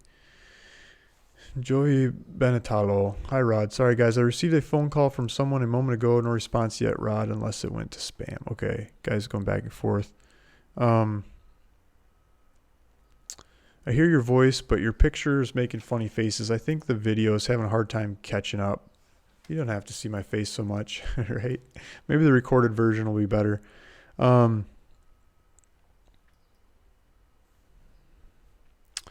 George Hill. Luke, does the notary give cashier's check to seller after signing the deed, or do you send cashier's check in mail after the return of recorded property transfer from county? So when I'm doing that kind of transaction, I'm usually doing a low enough dollar size transaction that I'm not getting like taken to the cleaners too bad if everything goes wrong and the deed doesn't look good and it's not signed and they still gave them the cashier's check and I can't get a hold of them and everything. Most of this stuff is fixable. I'm trusting that these people have some integrity. They could be ripping me off, but I mean, I'm hiring a third-party notary and they're trying to keep their name, and I tell them what's going on. They usually understand it and they become my trooper for me, right? To go talk on my behalf. Sometimes you get some nervous notaries that'll call like 5 times during the signing and ask about where every period and dot goes and stuff. But most of the time they just go do the transaction, ship it back to you, and you never hear from them again. Go leave them a good comment when it gets back. Those are my favorite notaries. The ones that call and ask all kinds of questions. Lots of times it just doesn't work. Yeah, so I have the notary give them the cashier's check. So lots of times the sellers are nervous about signing their property away. They want the money, you know. Sometimes I have them meet at a bank. Like they'll go to a bank and they check the cashier's check.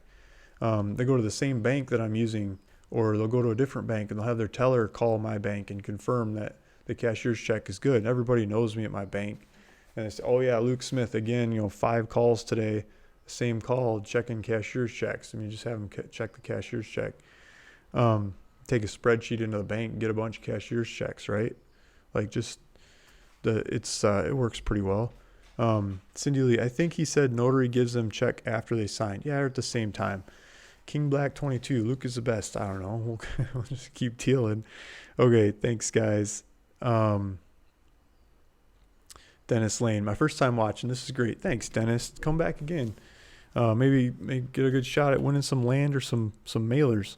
Rod Hall, Cindy, not as a set rule. You need to evaluate. Okay, so Rod Hall is answering the questions from Cindy about if he goes after HOAs or not. And he's saying you need to evaluate. And he's saying, just look at it like a business transaction. That's not the one thing that kills the deal is the HOA. I think it lowers the prospects of me doing the deal if there's an HOA, but it doesn't kill the deal. And cost, of course. Yeah, cost. Thanks. Okay. Think about who your in buyer may be. Would it be a benefit to the owner? Yeah, some people love the stuff that the neighborhoods have to provide. And then we get into people trying to get the land. And I think if we get any others, I think there's some more questions at the bottom here. Okay.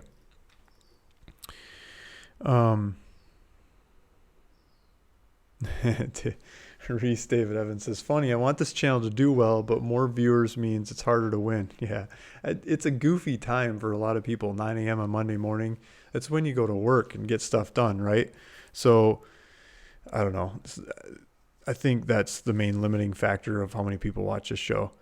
I should change the time. Cool. Party's still going. Yep. Peace out, Luke, and everyone have a great day. Yep. Thanks, guys. Bye for people who are signing out. As long as Luke doesn't start selling oceanfront property in Arizona, I'm interested. Yeah. That'll be hard.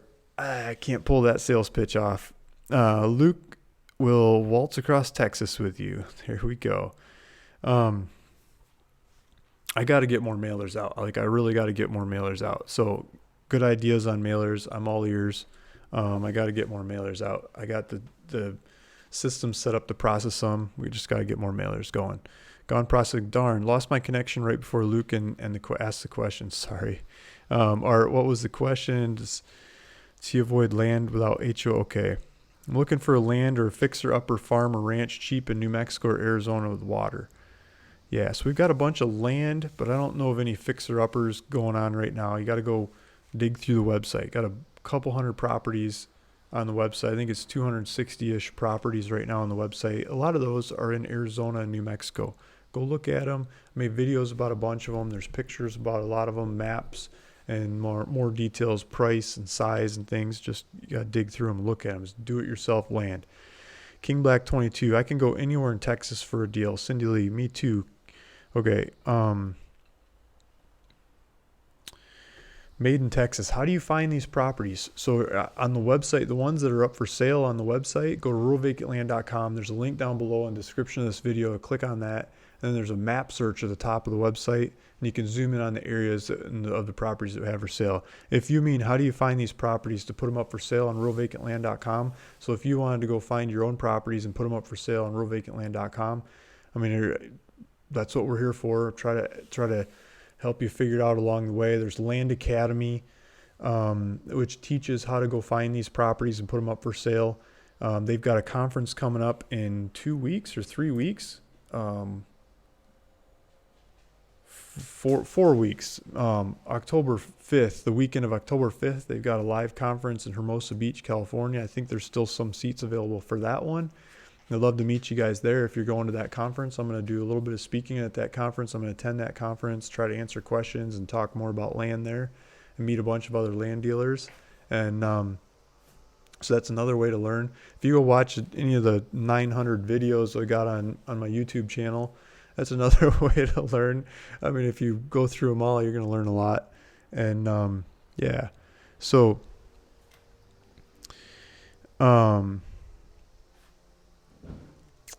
Cindy Lee, what is your cutoff point to self-close? That's a good question, Cindy. I'm getting more and more into using title and just mailing for title deals than self-closing. If the title is really straightforward and simple looking, I'm more inclined to do self-close, $5,000, $10,000, maybe $20,000. I think it's not so much about the purchase price of the property, which a lot of people say, if it's above $5,000 purchase price, you should be using title. I don't think a hard rule like that makes sense. I like to think about it a little bit more. And so I like to think about it and look at what I might be selling this property for and who the end user of that property is going to be.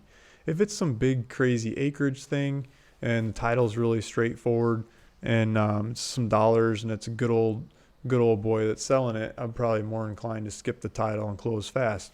If it's a house lot with utilities and houses next door, and you got to build a house there, and you're not going to put your RV on it or a mobile home, but you got to build a house there, the end user is somebody that's going to be building a house.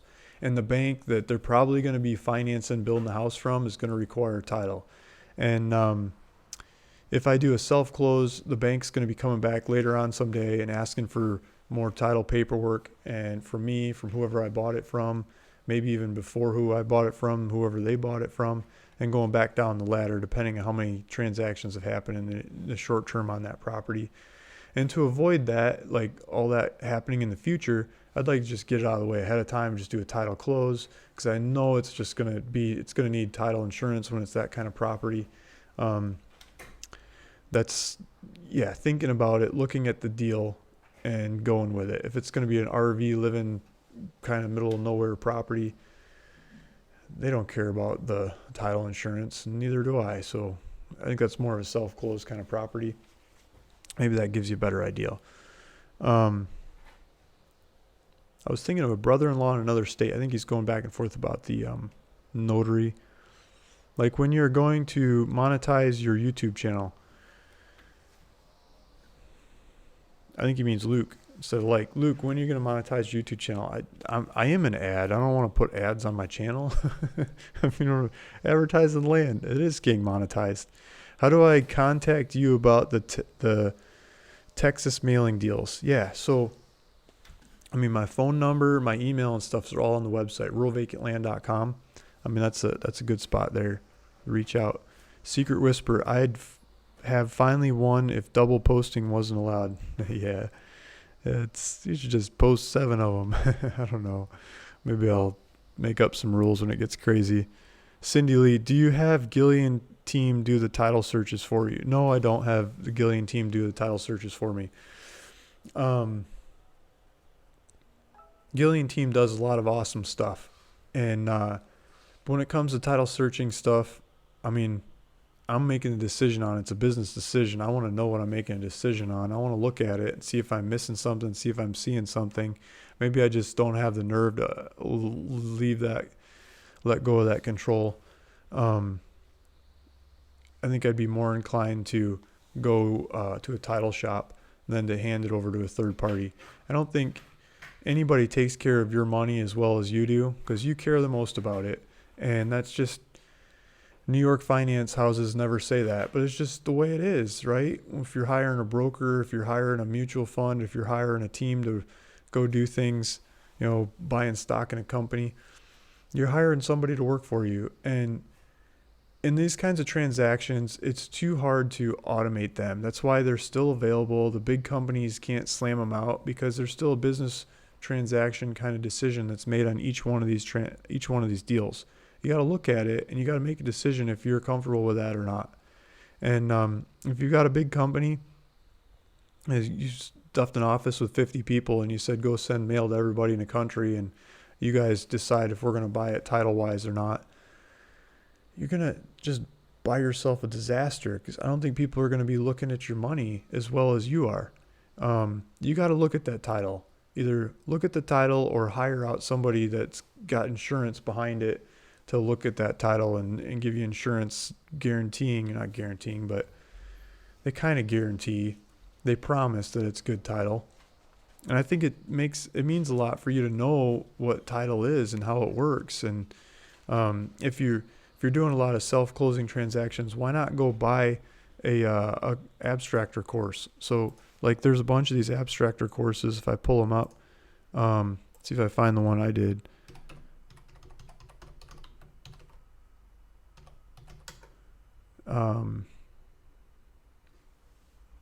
Well, this is a professional one. You could do this one with American Land Title Association. They've got classes. You could do these, and you can learn a lot about title there. They're charging like $300 if you're not a member.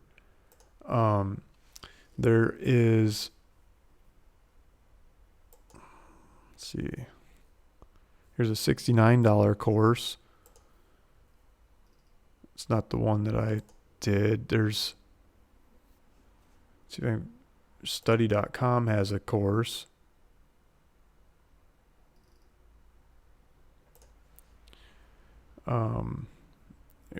There's a couple of these guys.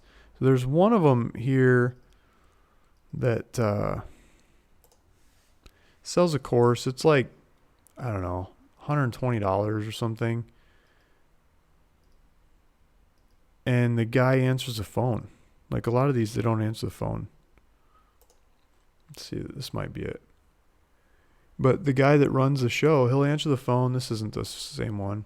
These guys, I've hired these guys for title things before, but there's one that answers the phone. I can't think of the name of him off the top of my head, but if you look around through title abstracting courses, he has a whole bunch of videos, like online video course of how to search title.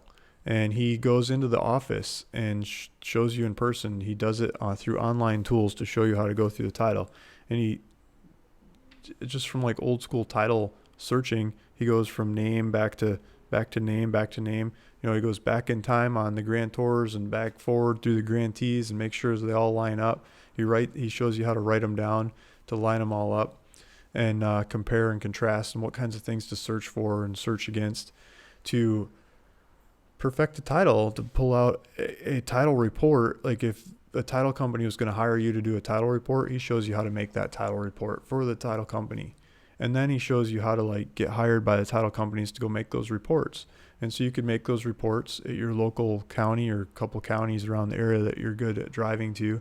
Or if there's some that you're good with working online with, you could add them on too and just do it from home. You wouldn't even have to go to the local ones and charge for it. And so he charges for that. And I took his course to learn how to do title stuff.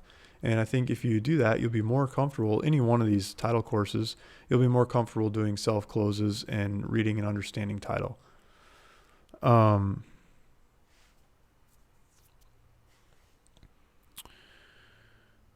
Yeah, what about online virtual notaries? It doesn't really work with deeds so well. I mean, some people have figured it out, but a lot of the people that are selling these properties they don't even have internet or email or modern phones. I mean,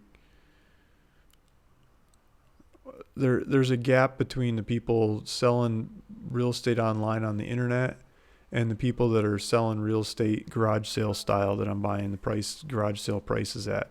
So some of these people are just dumping it. They just want to get rid of it. They just want it easy. They want somebody to show up at their door, knock on the door, and hand them money, and they sign and it's done. Like it works really well when you do that. The modern stuff sounds great and yeah, it's awesome, but it doesn't work with a lot of the elderly people that you end up buying land from. Wow, I was thinking of a brother. Okay. I got some of these already.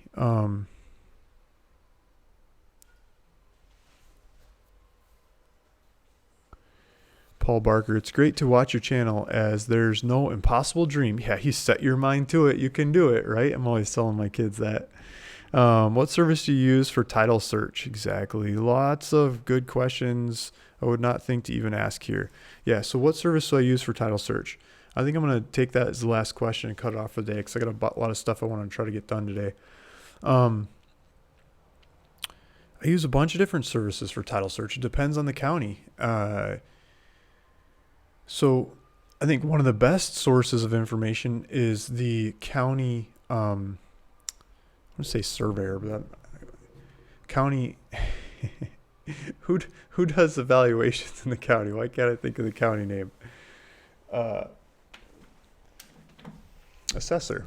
There you go. The county assessor. So the county assessor is supposed to keep track of who owns the property. And so they're supposed to have an assessor index, and when property trades hands from one to the next, the assessor usually has an index of what paperwork. Talk to the assessor and they'll give you a document number or sometimes you still got to mail them a check in today's modern days. I just did that in Pima County, Arizona last week, mailing them a check. Here's your $4. Give me the paperwork. Get the paperwork out of them and look at it and say, okay, what happened before that? And go back to the assessor what was the transaction before that? and they'll look through their index, say, okay, 1970, whatever, on this date and this document number, and get all that information, go to the recorder and get it. Now you can either go to the assessor and get a whole chain of those transactions and then go to the recorder and request a whole chain of those transactions. You can do it over the phone, you can do it in person, or sometimes you can do it in modern software. Some of the modern software is getting really fancy at that, and it's already got them data or in the databases and indexed, and you can pull a bunch of history, usually back to the 70s, maybe older than that depending on what county you're looking at. 70s is already 50 years or something old, like more than 40 years old. That's usually further back than a lot of title searches go that you hire out. A lot of times they do a 30-year search or less. More than that, it gets to be kind of, what's the point in a lot of the cases. I tend to go back further than that as I can get the data, as I can understand it, as I have questions, and I'm trying to figure out if somebody's dead or somebody's married or what the questions may be, to know who needs to sign now and who should be signing what to get the thing transferred into my name. So that's the question. Modern databases or the assessor. I think the assessor is the easiest answer without signing up to all the fancy databases. And if you can learn to do it there, you can do it anywhere. That's just the easiest way.